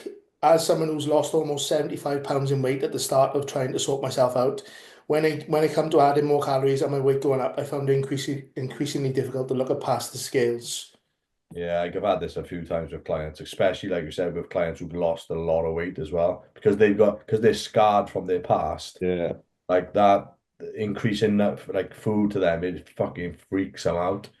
So it does take a lot to, if you can get them around those first like 2 3 weeks and like get them around the understanding of like, all right, you got to fill out glycogen stores first, before you're actually putting body fat on, because that's easier to control. Putting body fat on is in a gaining phase, especially when you're in a good position first. So it's like getting them through that first 2 or 3 weeks. And I think if they take that well, then it's all right. But that first like couple of weeks getting people into like a gaining phase that lost a lot of weight is, I can understand why as well. You got to realize the food isn't the enemy, like, and if they want to be malnourished, then can't continue. But like, if they've got the weight gone now, it's about health and obviously building. So looking at food as a health standpoint now, and obviously getting their body and their hormones and everything, just energy levels into a good position, in order for them to have a good rest of their life. Do you mean? Because that is what it is now. You're setting them up for, they've lost the initial weight. Now you're planning and setting for the next stage, which is obviously, being able to go out, have your off-plan meal, enjoy time with family and friends, and obviously be able to like keep like the progress going, Obviously, as we know, bodybuilding, we're always progressing, we're always growing. What you might find as well with these people who've like spent a large time of their life like being carrying a lot of weight round, these people sometimes, even when you do up their food, they kind of still progress visually and they still kind of lose weight anyway. So that's like a good start point for them to understand I can eat more food and I can still progress as well. I have clients who will lose like 40 pounds, like, and I'm like, right, and like they are on low food, they're on like 2,000 calories or even 1,800 sometimes. I'm like, right, and you've been on like this low food now because we've dug them and they want to get to a position where they feel really good. And then like the calories going up from 1,800 like to 3,200. And like their look is getting better, they're getting fuller, they're getting stronger, they're getting leaner, they're progressing, and you're just refreshing the look again to go into another dig. I mean, to really get that elite condition in. And you've been on that level of calories as well, like from a performance standpoint. Yeah. Like, it's like when you go from 1,800 calories maybe to like something like 2.5 or fucking 2.8, that performance in the gym is going to be fucking tenfold. Yeah, just go through the roof, wouldn't it? Well, this is what happens. Your BMR is going to drop, like your output's going to go, your vision's going to come impaired, your immune system's going to drop. By being on that low calories for a long period of time, your body is slowly going to slow down the amount of calories it needs, and it's going to, cause all these things to slow down. And then obviously by putting this food in, like we say, we're going to be malnourished, obviously building back up these calories, getting them into a very healthy standpoint, ready to go again. Because, obviously, it's like when you've done this with diet with clients, you've taken someone on, their body composition's not great, initial diet down, and then there's someone that can be consistent and is actually going to commit to the next phase. They're the ones that when they come to re-diet again, like we've just touched on there, the diet is completely fucking different to the first diet because they've allowed themselves to get into a really, really good position, and a position where they are in a way better spot for entering that diet, and they'll find that next diet it should be on paper, and this is obviously, if they're being consistent, a lot better, a lot easier than the first one in terms of where calorie set point would be and where expenditure set point would be as well, because their body is now in a better place. Obviously, they basically fine-tuned everything, and that's what happens with someone being consistent. And you get the guy, I talk about it in my story in the week, and you get the guys that just diet for holiday and then they go away and they just eat whatever and fuck the diet off and they come back, but they're always the guys that will do a fucking hard diet every time they want to diet and get in shape every year. Yeah. And it's these people who need to listen most as well, because they're the people that's going to fuck it up. Like, because, when you have been on a diet as well, like, you need a good coach to be looking over you and pull you out of that hole that you're in and see the things that you're seeing. Because obviously, they're going to feel, because otherwise you're going to be back to square one and they're not going to even respond as good as they did the first time out as well. Whereas you've come out of this dieting phase well, your body comp could be the same. Like I had a kid, he's like 72 kg and he's on over 4,000 calories now. He's on 2,000 calories coming in and he's just not putting on weight, like, which is, but he wanted to be in this position, but we're forcing 3 off plans a week now. Do you know what I mean? And he's natty and he's just like, what the fuck, like, but it's like in a good way. But like, if he had done this on his own, he would not be in the position he is. No. And he is really lean as well, like doing this. Yeah, but obviously just having a coach to keep you accountable, coming out and putting the next stages in place for you. Yeah. It's going to be. That ties into the first question we talked about as well, and that's another reason why people, have coaches in the first place. And I've got another guy then, or again, is opposite to him then, but he's asking me to have food. He's like, I'm hungry all the time. I'm like, but mate, like, we're going off luck. Obviously, hunger is one factor. I said, but you're not supposed to be full all the time, Like, that's not how our body is anyway. Like, we're going off your weight, we're going off your measurements, we're going off your look, and you got to eat food. Like, if we put an extra 500 calories in, which you're asking to now, like, that 500 calories is going to go to fat. So, say that 500 calories every day adds up to an extra pound of body fat each week. We're in off season now, 20 weeks, that's 20 pounds of fat. Then that's an extra 10 weeks on the cut that you got to take that fat off, which was unnecessary that we needed to put on at the start.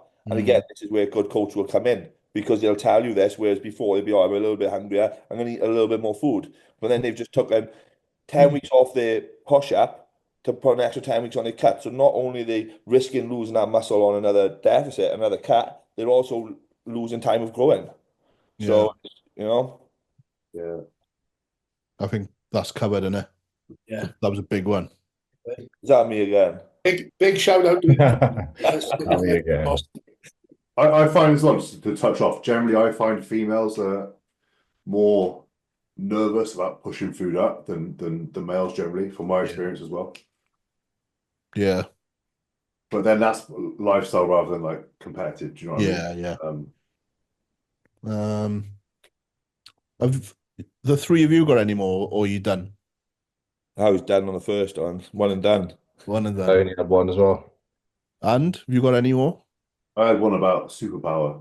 So what superpower would you choose?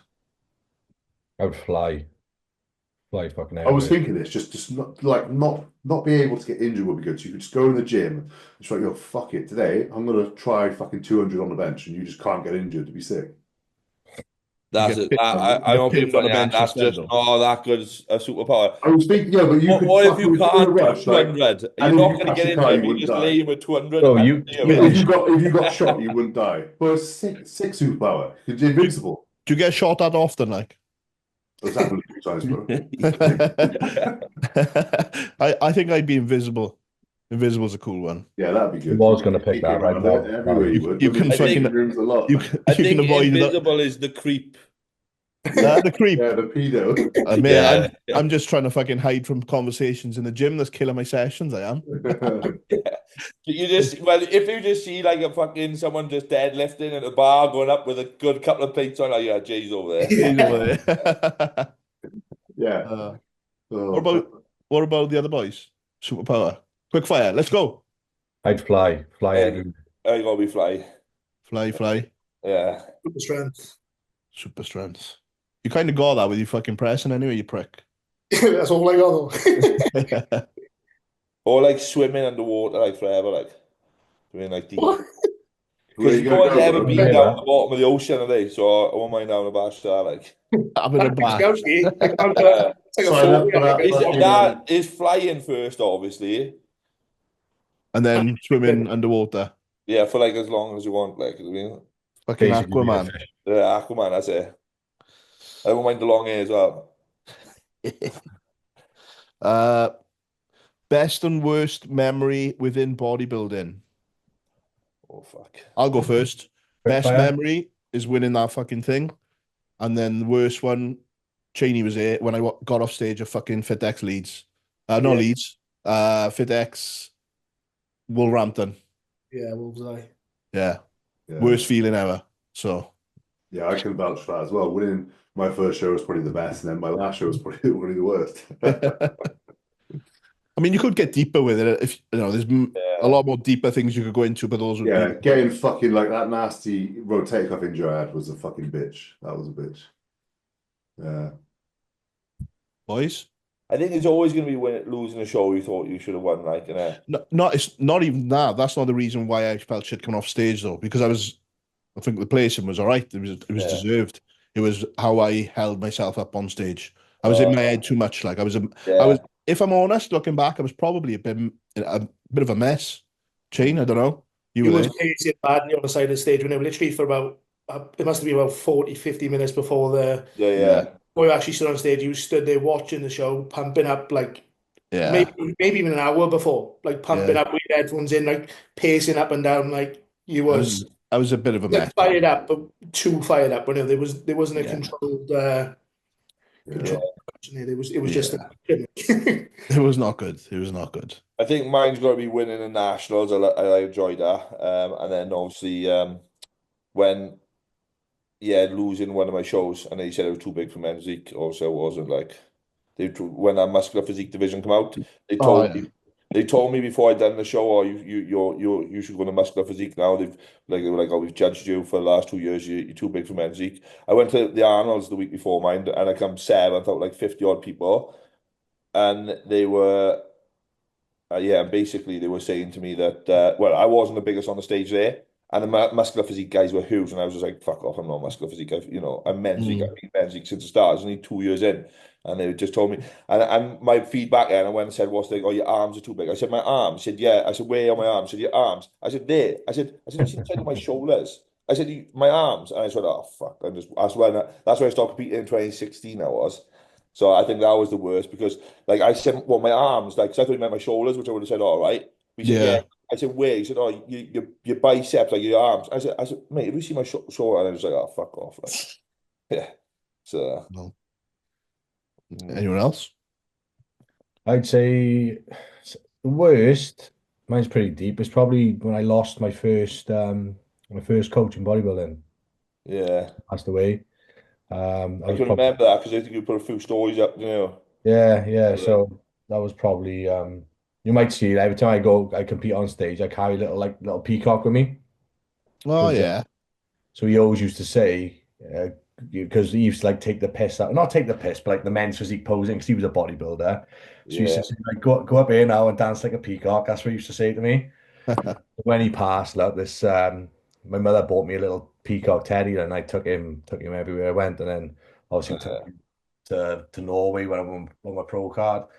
That's probably the best, but I did enjoy getting top 3 in San Antonio just because it was like validation. I was meant to be in like the pro league, and I can compete a bit with the best as well. So, but I'd probably say pro card was the best. pretty Jane? Good. My worst is probably NABA. Last time I competed in NABA. Just not even because of placing, because of how I turned up, how I felt when I was on stage. Like, when you're really off on the day, like I turned up on the day in the morning.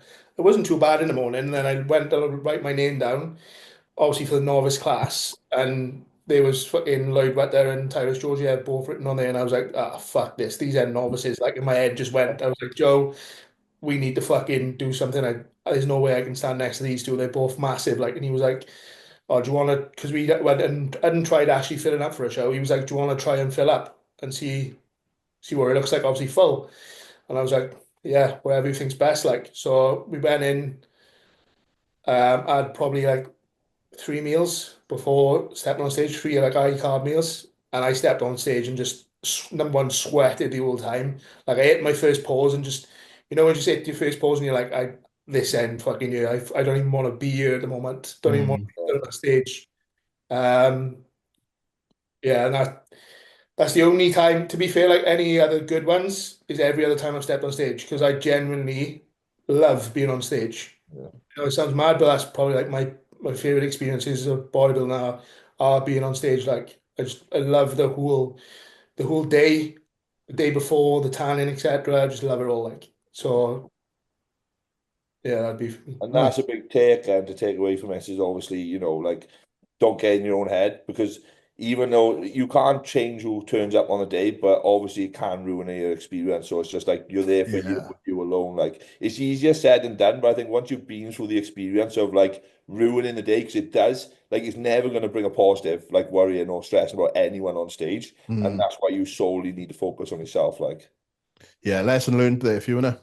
Yeah, massively. And that's why this year I haven't said once or even thought about like who's competing or even said like, right, I'm going to win this or I'm whatever else. All I'm doing is, I said to Richie the other day, I said that all I want to do is just show up and people go, fucking hell, Cheney have brought it this year.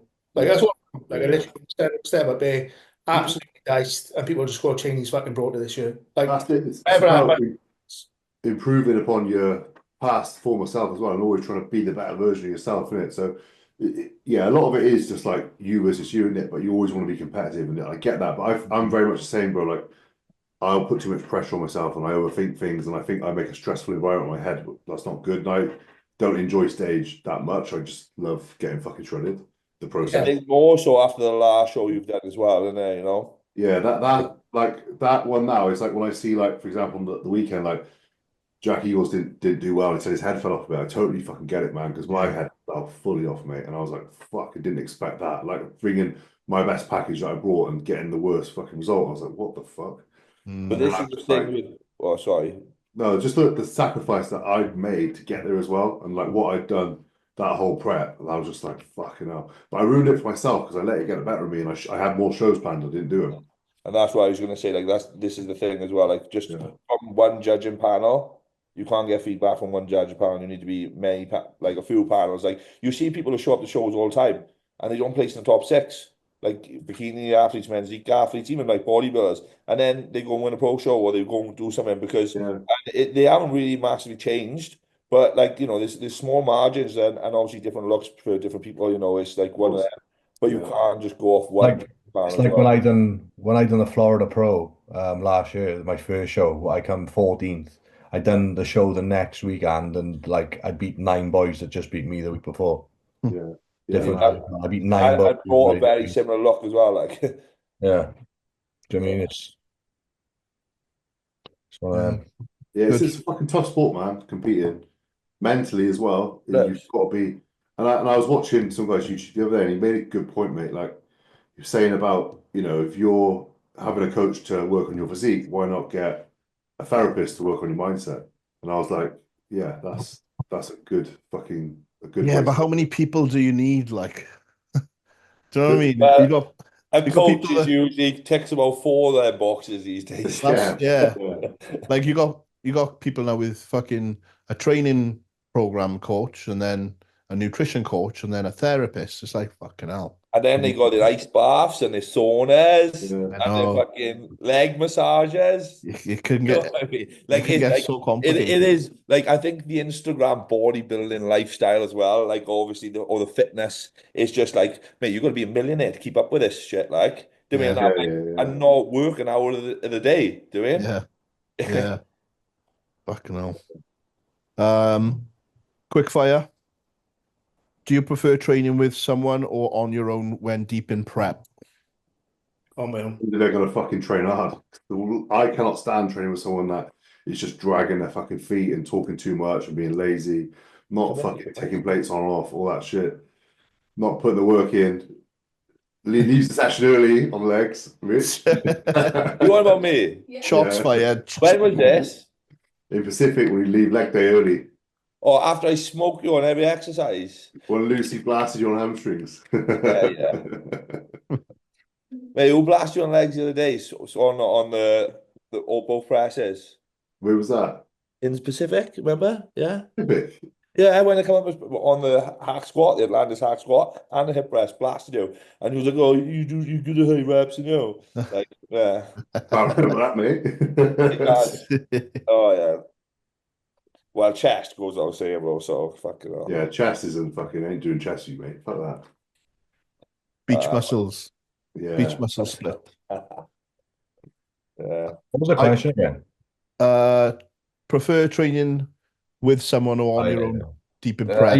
I used to be with someone, but over the last like year and a half, I've trained more by myself. I'd say I prefer it. Myself. I think you've got to have a really good training partner, someone who clicks with you and someone who's 100%. it's got to be. I used to train with Ross, didn't I? Me and Ross Beat used to train together. Fucking hell, it must have been about 8-9 years, and like we were both like locked in. We knew what we demanded of each other from training. So it was a good environment for us to be in, and it worked well. But obviously, like he stepped away from bodybuilding, so you know that. And obviously, where he started with you and you started, you both grown and learned together, and Yeah, exactly. picked up the same style as you go along. So you're locked, really, innit? You are training together. Like it's like you go your session together before you even started. Yeah, like we trained fucking probably probably trained wrong for a lot of the start of our journey together. Like, but then obviously I coached him, and then I had, like we spoke earlier, I had other coaches as well. So everything I was learning, I was passing on into our sessions as well. And do you know what I mean? But yeah, it worked really well. Me and him, I wouldn't, like, people would be like, oh bro, like my other friends outside bowling were like, oh yeah, I should grab a session together. And I was like, yeah. But like deep down, I know, like I can't. No. Like, Yeah. you know what I mean? Yeah. I promised all these boys sessions and like never turn up because it was just what we did. We never Just tell them you train a mad time in the morning. Yeah. You got to 6 a.m. like, 6 a.m. like. yeah. I think it's just if you've got like different goals. Like one of my best mates, Sully, he was in the gym way before me, and we used to train together religiously. And then there was a point in time where I think we both realized like I was like just doing it at a different level, and the goal, the drive was different, and it was better for me to just train on my own. And then we have the occasional session now, but it's more of like a social because I haven't seen him for a few weeks or whatever. But then you probably really notice the distance that you've gone. yeah. Like, comparison then, whereas like if you had stayed with him, you would have been more closer. Like doing, Yeah. You definitely have to have pulling someone you this way, and you'd be pulling him that way. Yeah. You've got to have someone that's pushing you in not feeding off your energy in the sessions, that actually bringing something and contributing as well. Yeah. And someone who's consistent, because you always get these people that will start training together and someone stops turning up, or like, do you know what I mean? So it has to be someone consistent as well. Otherwise, it's like get to a point where you're like, fuck this. Yeah. You've got to be able to get something out of a training partner. If you can't get, like, it's a two-way street. Like, you need to be able to help each other. Like, it's got to be days where they help you and you help them. Otherwise, it's just not. It's a selfish sport, as we say. And obviously, unless you're helping each other, there's not much point, realistically, in my eyes. Like, doing they're picking you up in certain ways when you're feeling motivated and good. But if it's just all one way in a training partner, it's not. Yeah, it's just gonna make you fucking pissed off, and then you're gonna be like, wow, wasted session. Yeah. And then when you're on prep, there's only 8 or fucking 7 sessions left until show, and you're like, everyone counts. And then you can't be wasting sessions at that point. Like, no. Cheney, have you got more? Did you say? Yeah. We got 20 minutes, boys. Let's blast this in 20 minutes. Do you do all your coaching yourself, or do you have others that help with check-ins, etc.? So I think it'd be like, if I don't know, maybe you get a second eye every now and again on certain, like, especially if you've got competitors or anything like that, maybe. No, I couldn't do that. Sorry, what was the question? Do you do all of your coaching yourself, or do you have others that help with check-ins, etc.? No. Like it is. But basically, do you ever get like a second opinion on anything, or? I think if you're talking about like let's say call it like elite level knowledge, then like about certain drugs that you like may not use yourself, like that's only then would I like probably message Carl and say, look, a client's mentioned using this drug, don't really know too much about it.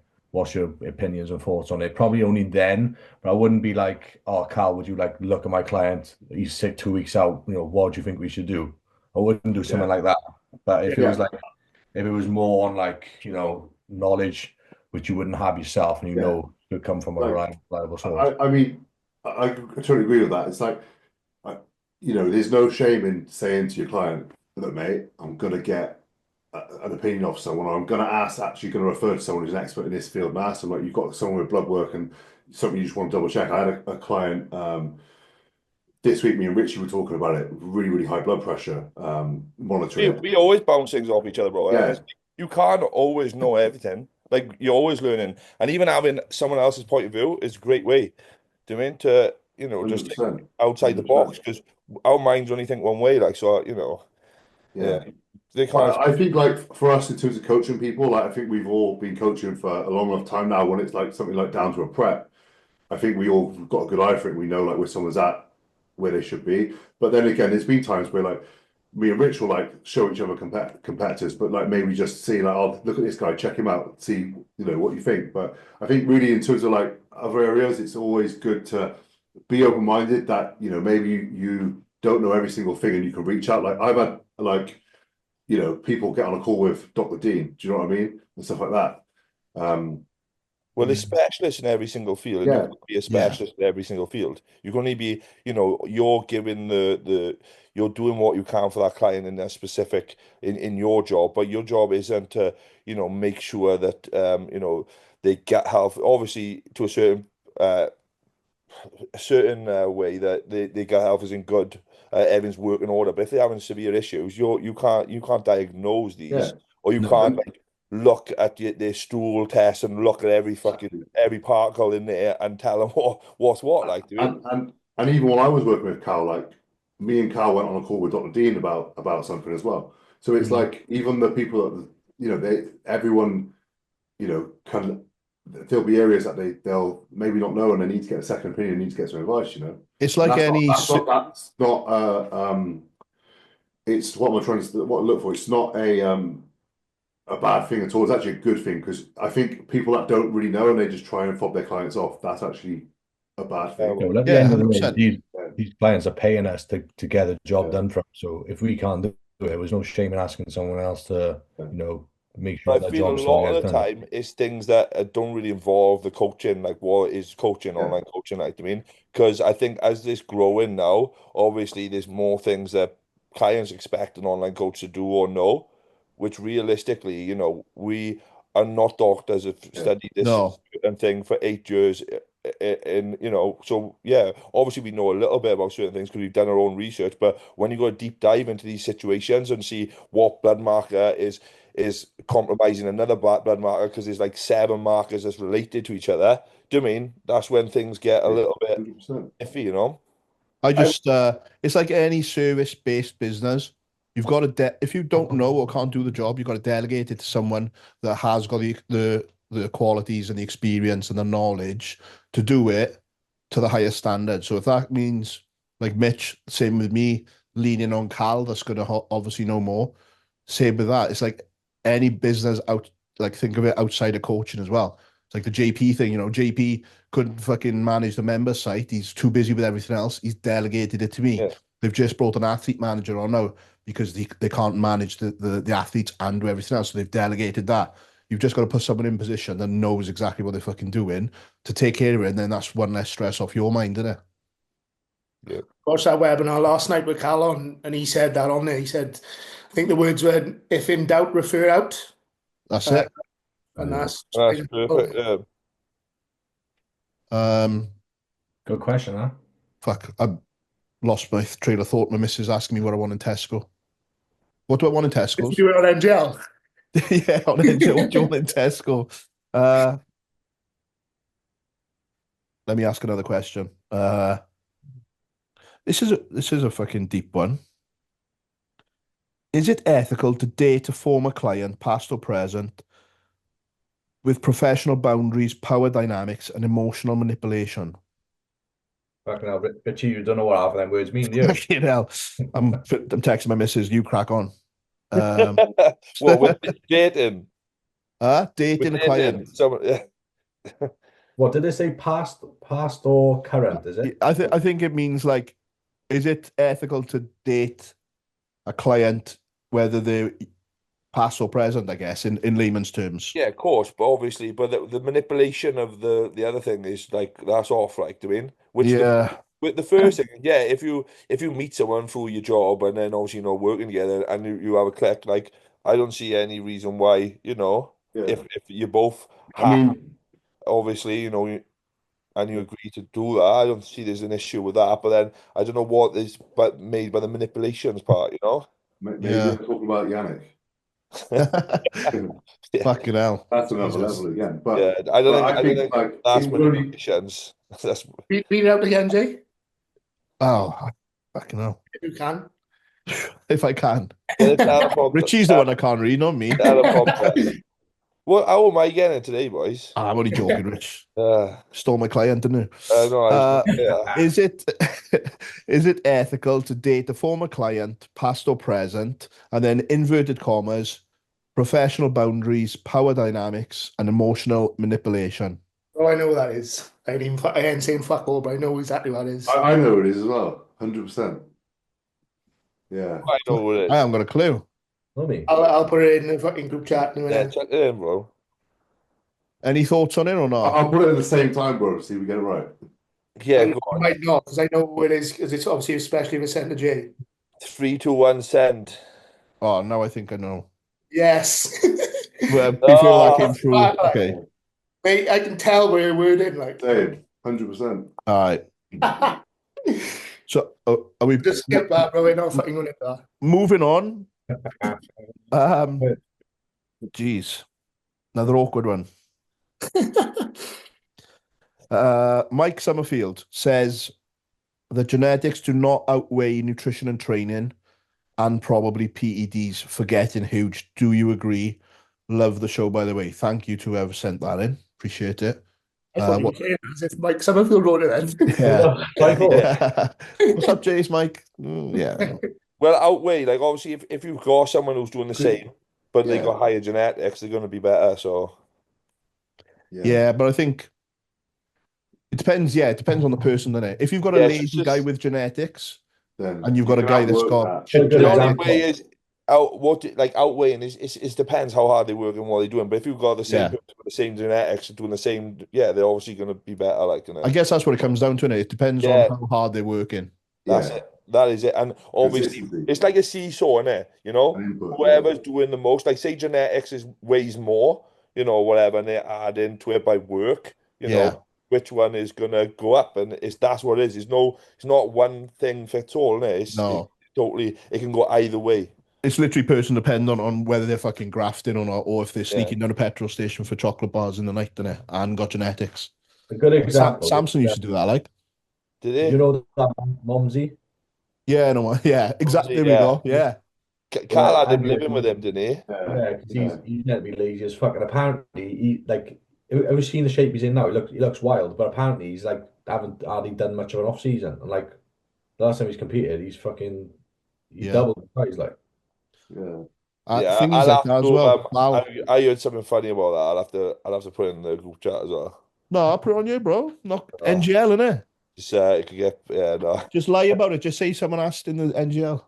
No, the laziness thing is mad, like, because you hear stories of some of these elite guys you see on like Carl's Instagram that he's coached in the past or present, and he's told me stories, and it's like fucking hell, like they've got it all there, and they're still fucking up and doing all this bullshit where they could be top, like fucking. That one dude stayed with Sammy or something, and he caught me in the middle of the night, fucking jarring peanut butter, a spoon in peanut butter jar, fucking smashing peanut butter.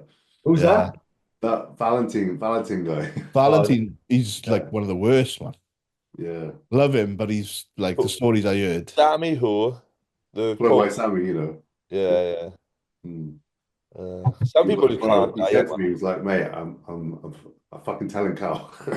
But that's what Sammy said. Fucking, yeah, he's I'm doing tell Cal. He can't be You go, man. Yeah. Yeah, it's like if you find yourself doing that, like just knock on the head, man. Yeah. I think he was that like Be honest with the coach. was and that then- picking the end or yeah, something? like What's that? Was he using that Ozempic in the end or something? I don't know. Probably, bro. I imagine.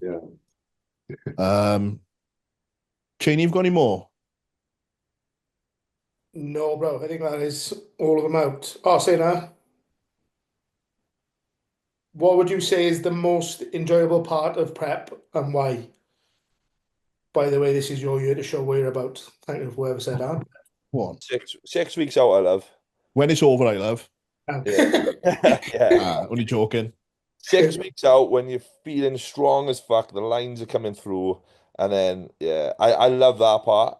I do enjoy it all, but the part, you know, obviously is when you like in the middle of the night when you can't get up to go for a piss and you just hamstrings are hurting, like, and you can't walk up the stairs and you're in agony. Like that part's tough, but you enjoy it. But the best part is when you're 6 weeks out and you're feeling strongest, you're getting new lines, you still got a bit of fullness before the real condition comes in, and you just feel like you're breathing. When you Mine's when you get a mine's a little. refeed, Go on, Rich. I was gonna say when you're like 6 weeks out, you get a refeed, then you train push the next day. That's a fucking Yeah. Do, You do you know pop what? it. Do that's you a know what good mine time. is? You train push any day anyway. Don't matter if All Every day, other day, every it's day. bro. you just train. That's what you should say. Yeah. I in my preps, I tend not to fucking like enjoy any like the 6 weeks out stuff or whatever because I'm in my own head so much. The thing which I love is when I get a notification on Instagram to say Carl's tagged you in a post and he's put a picture up and it's like, right, I've had his fucking nod of approval now. I'm fucking doing the business. Like that's And then you look at it thinking, wait, that was last prep. Why did he say that one? The one I just sent him. yeah, throwback Thursday. Yeah. You ate a peak week, Jay, don't you? What's that? You really don't like a carb up deal. You done Yeah, a process. I do hate carbon up, like just because going back to that question that you had about the guy struggling to go into an off season off losing the weight. I was going to jump in on that, but I was thinking it's just going to make the question longer. But for me, because of my like first transformation, me for the first 3-4 years of that, scared to fucking eat after that. Just because, and I think that stems from that the feeling of being because like when you're fucking empty, You ain't scared to eat now, boy, so fucking don't give us that. yeah, I've come on a little bit, like, but at that point, it was fucking, yeah, it was brutal just putting that food back in. But yeah, peak week is like, I Well, just get this goes nervous to about show it. it's a perfect example. Like, obviously, from where you are, you were scared. You was that person who was scared to eat. Now look you. Yeah, yeah, that's what I was going to say, but I thought, oh, I'll But leave it. It was long, and but yeah, it's that's probably the other thing I hate about fucking prep. mm. Mm. Do you feel like sicky and full as well, or like, do you hate that part, or is it just the food? Mate, I hate the way I mental? look.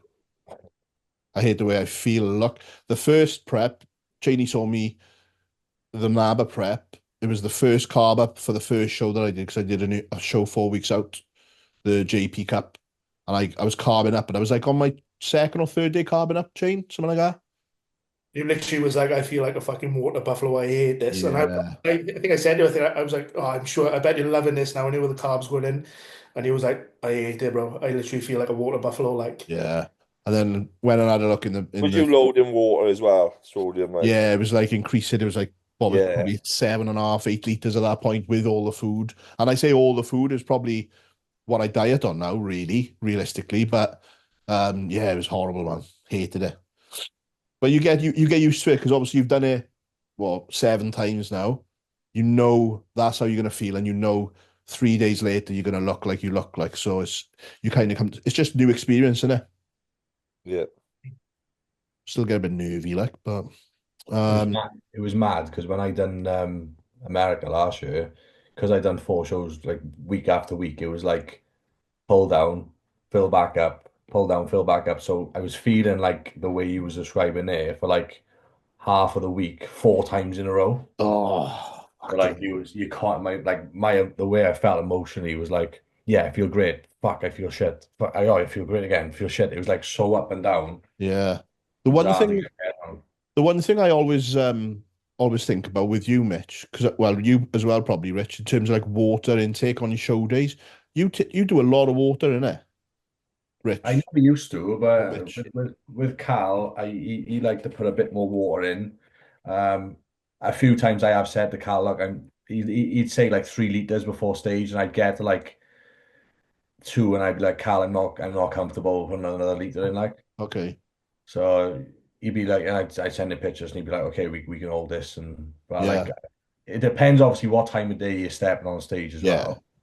Um, but like even when I done Portugal, I was on stage at like fucking 8:30 in the morning there, and he wanted like 2 liters in before stage, and I'm like, see, that would no. kill me, man. Do Mentally, you know that what would I mean? fuck And me like, up. it's like when you wake up first thing in the morning, you feel on, like, don't you? So like you think, oh, if I'm gonna drink anything now, I'm gonna ruin it.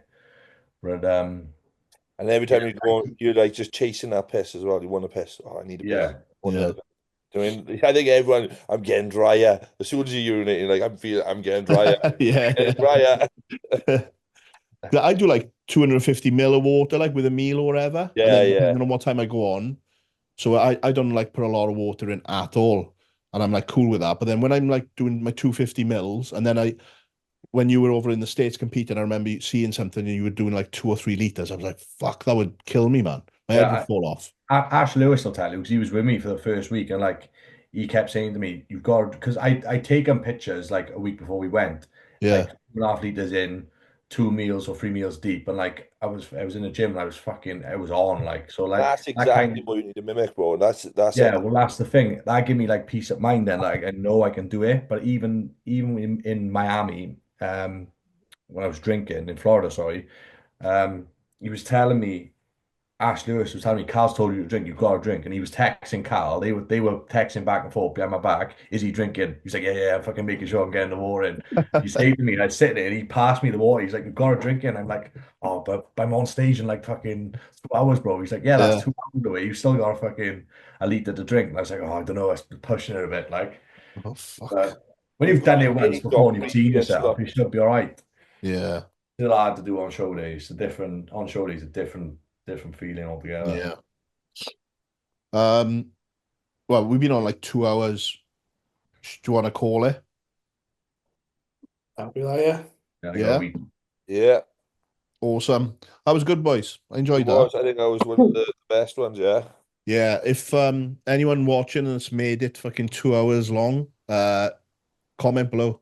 And then obviously any questions, we can always Get the questions in, yeah. drum them up on the podcast. Because everyone's like, I had messages saying, oh, you should make it weekly, not fucking bi-weekly and that. I'm like, well, if people want it, we'll try and sort it. But what you should do is make the NGL link now. So it's like got the NGL thing with the arrow down, like, so people know as well. yeah. I think people missed it on mine.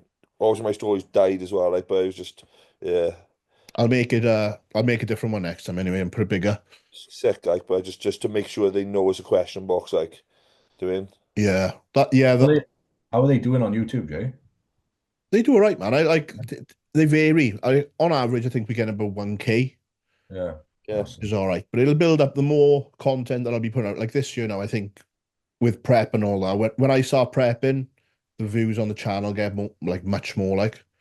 You do some posing for us on the podcast next time, right? Yeah, we'll have that. Couple weeks out. Yeah, you'll have the next one, bro. In the new office.